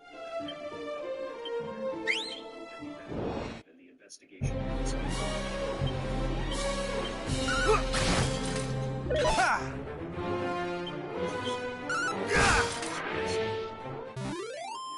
silence that follows is the kind that precedes thunder. Parents exchange glances. Return from escorting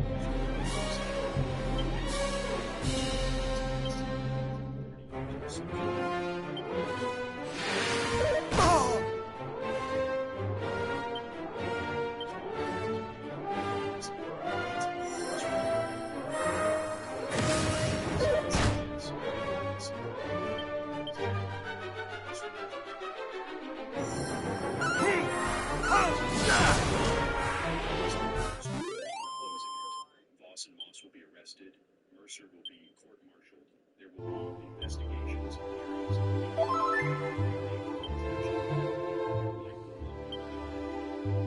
Jasmine's hands rest on the table.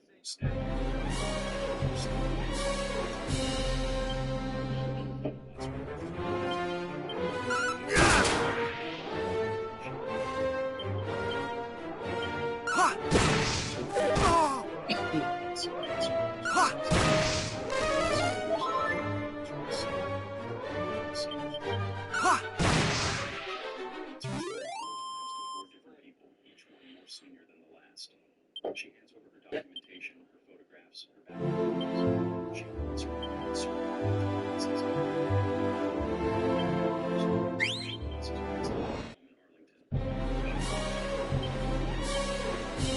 My blood run cold!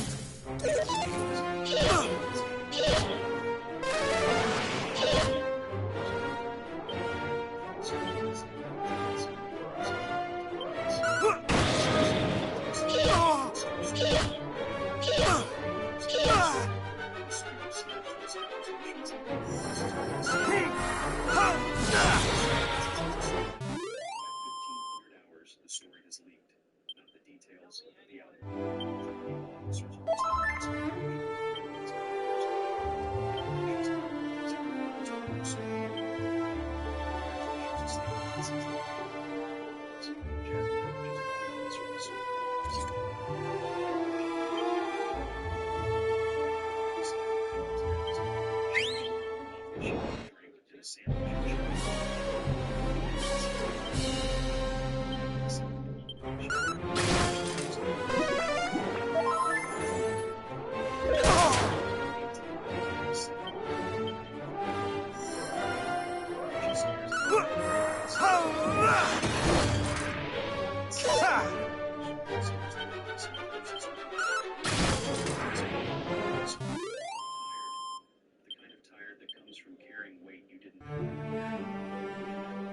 She stands, takes the chair, NCIS trials,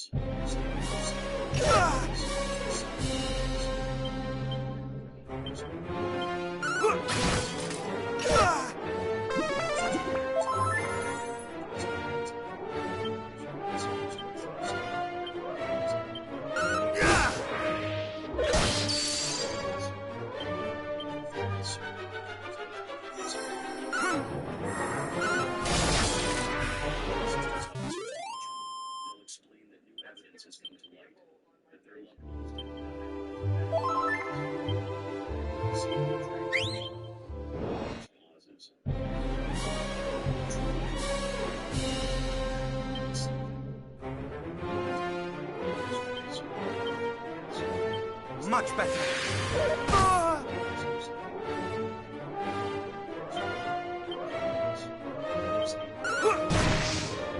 Ha!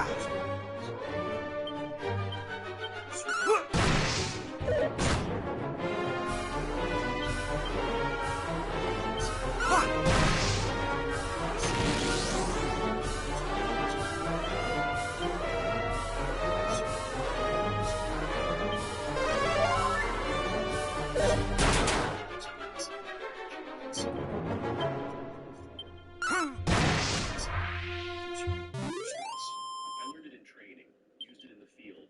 It works. But the thing about remembering is it doesn't stop the fear. It just gives you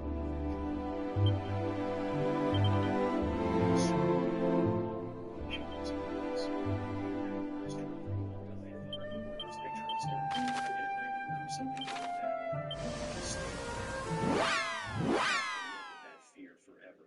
The fear that it didn't matter.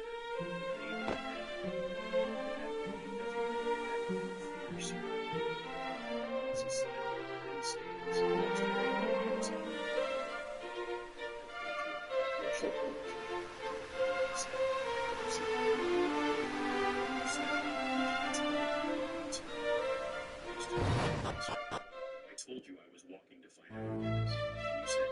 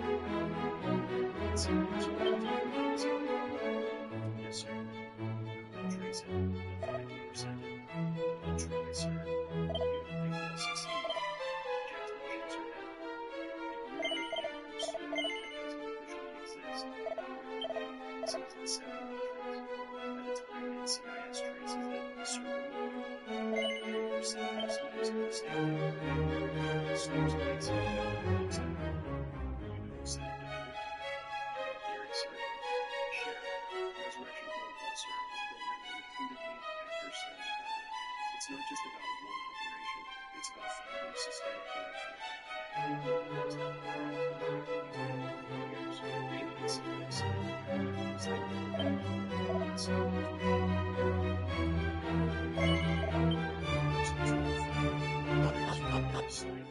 Mercer harassing you in the hallway. All of it was designed to give you panic, sir, to make you abandon yourself. I was bait, and it worked. He sits there how many rules were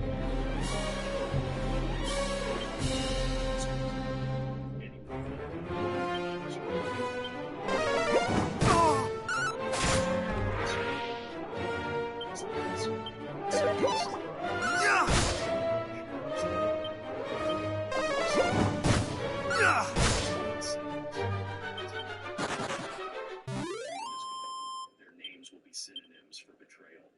And somewhere else, not knowing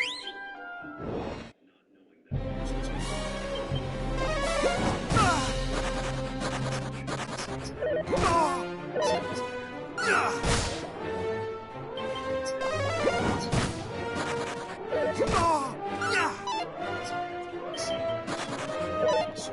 The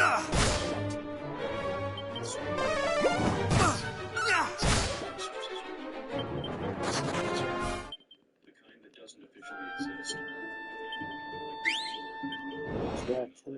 That's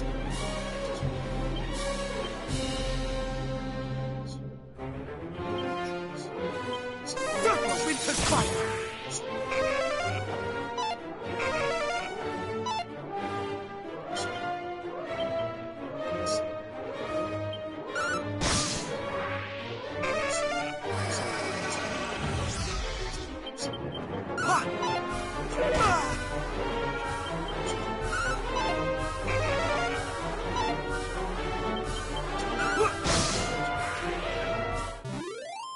He's carrying a folder stamped with classifications Jasmine has never seen before.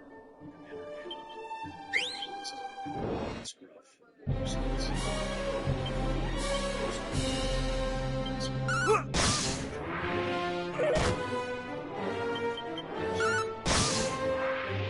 Dismissed, and then we let the system do what it's supposed to do.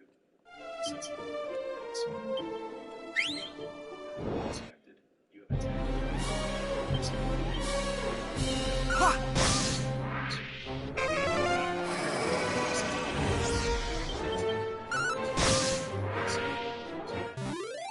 Since you refused to let it go, even when everyone told you to. Dawson is the folder. Inside photographs, financial records,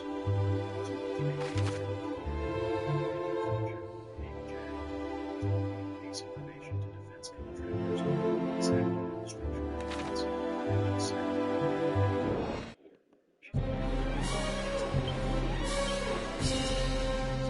Commander James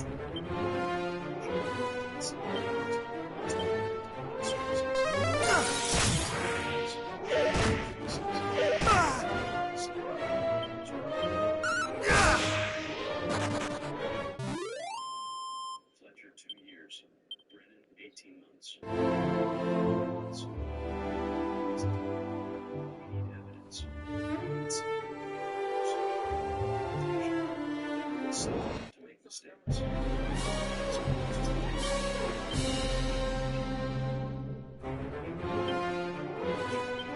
Double Winter's Fire!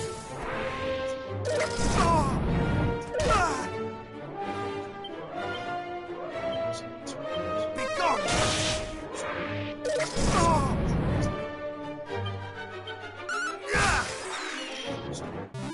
Stands. Commander, if you accept this assignment, you'll remain officially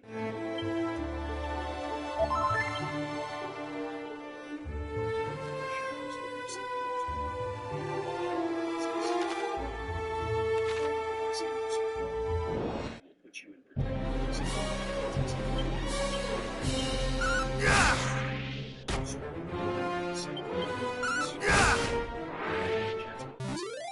opens it again. Looks at the 3 faces. Fletcher with his jag insignia.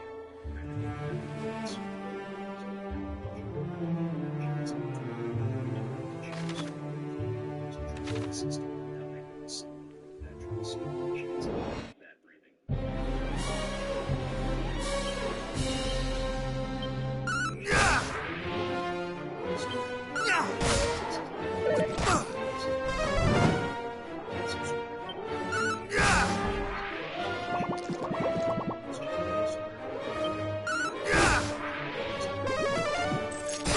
Financial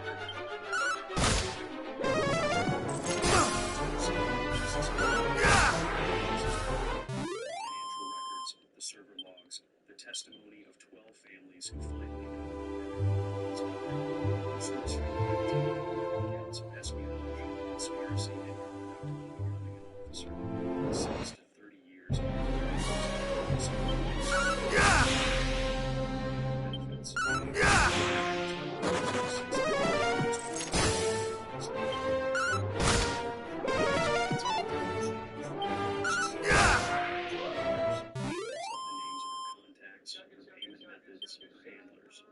NCIS follows those leads and space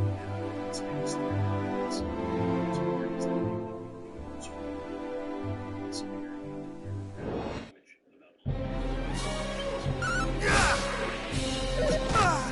about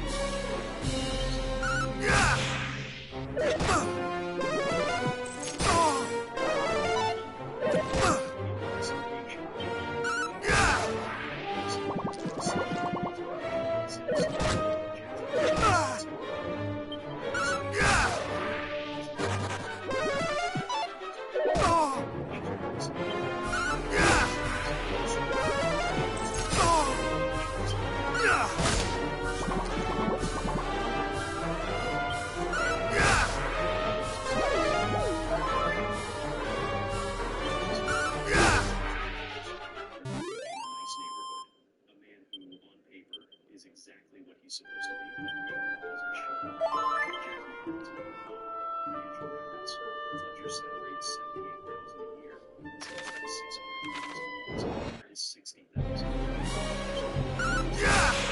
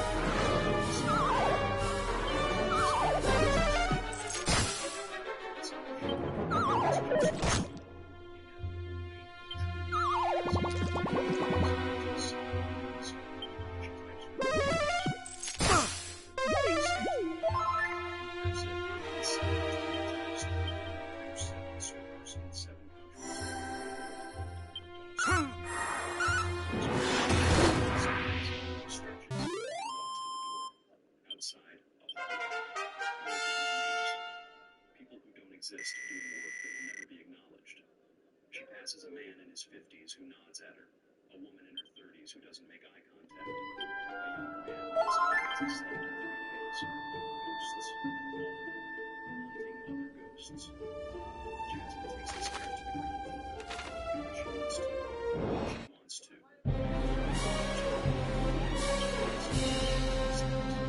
She's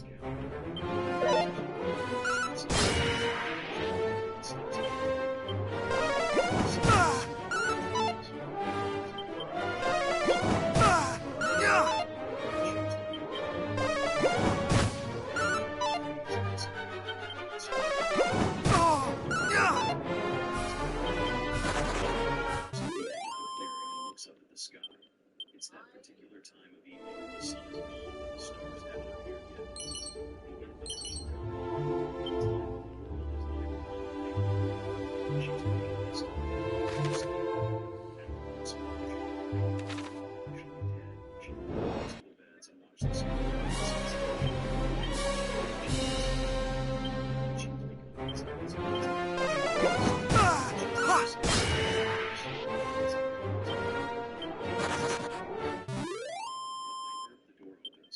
Dawson steps out holding 2 cups of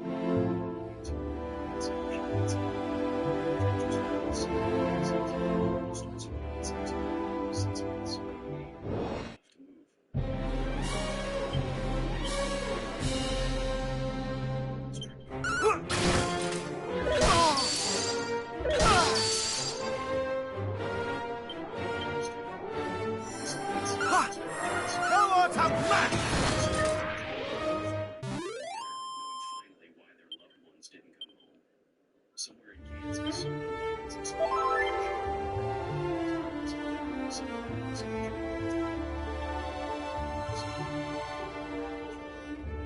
Don't add up.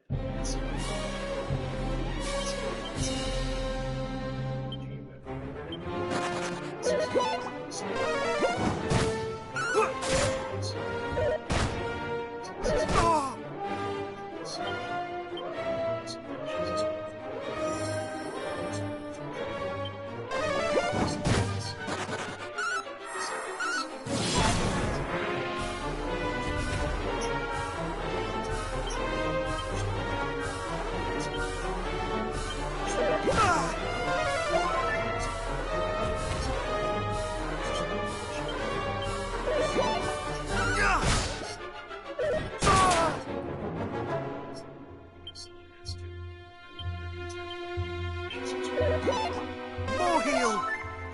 So, they underestimated me. Much better! Dawson nods. Much better! The tree is silent. The sky continues its slow transition.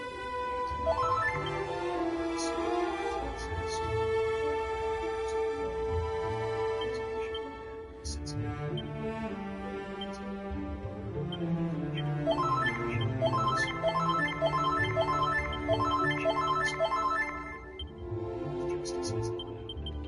It's patient.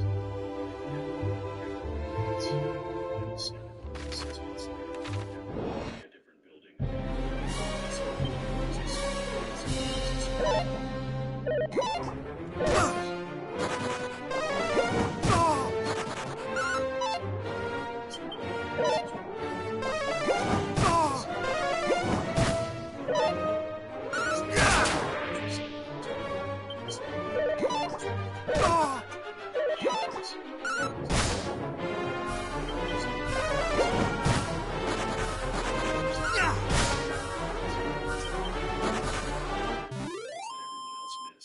He's not thinking about how his financial records have been cross-referenced with his outcomes, how some of them have been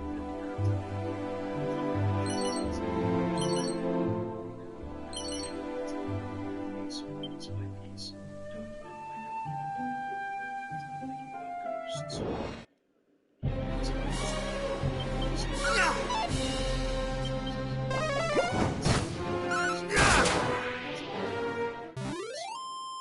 And standing by the window is a woman Fletcher has seen before. Paralegal. Except she's not dressed like a paralegal. She's in uniform, commander's insignia, and on her shoulder.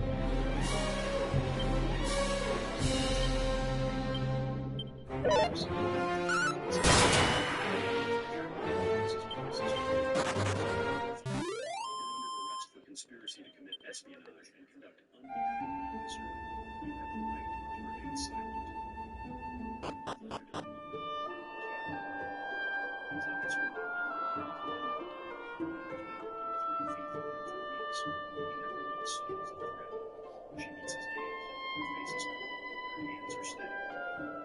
You should have seen me coming there, she says quietly. Two MPs appear now. Fletcher was red as rice. His wrists were his hands as sleep. And as he led away, he turns one last time to look at the woman who destroyed him. She's gone. It's a weird story. Like justice that has a shadow that covers those moments.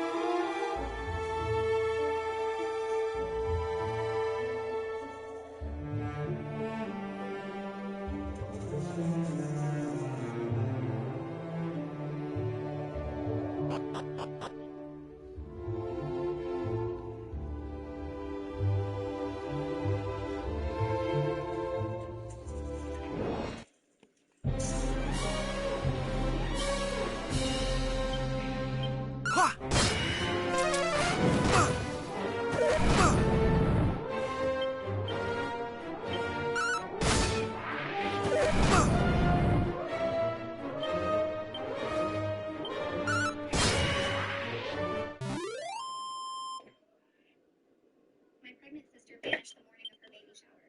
I was not prepared for what I'd find when I went home. She was 8 months pregnant and had texted me that morning saying she was not excited for the party, and she knew soon.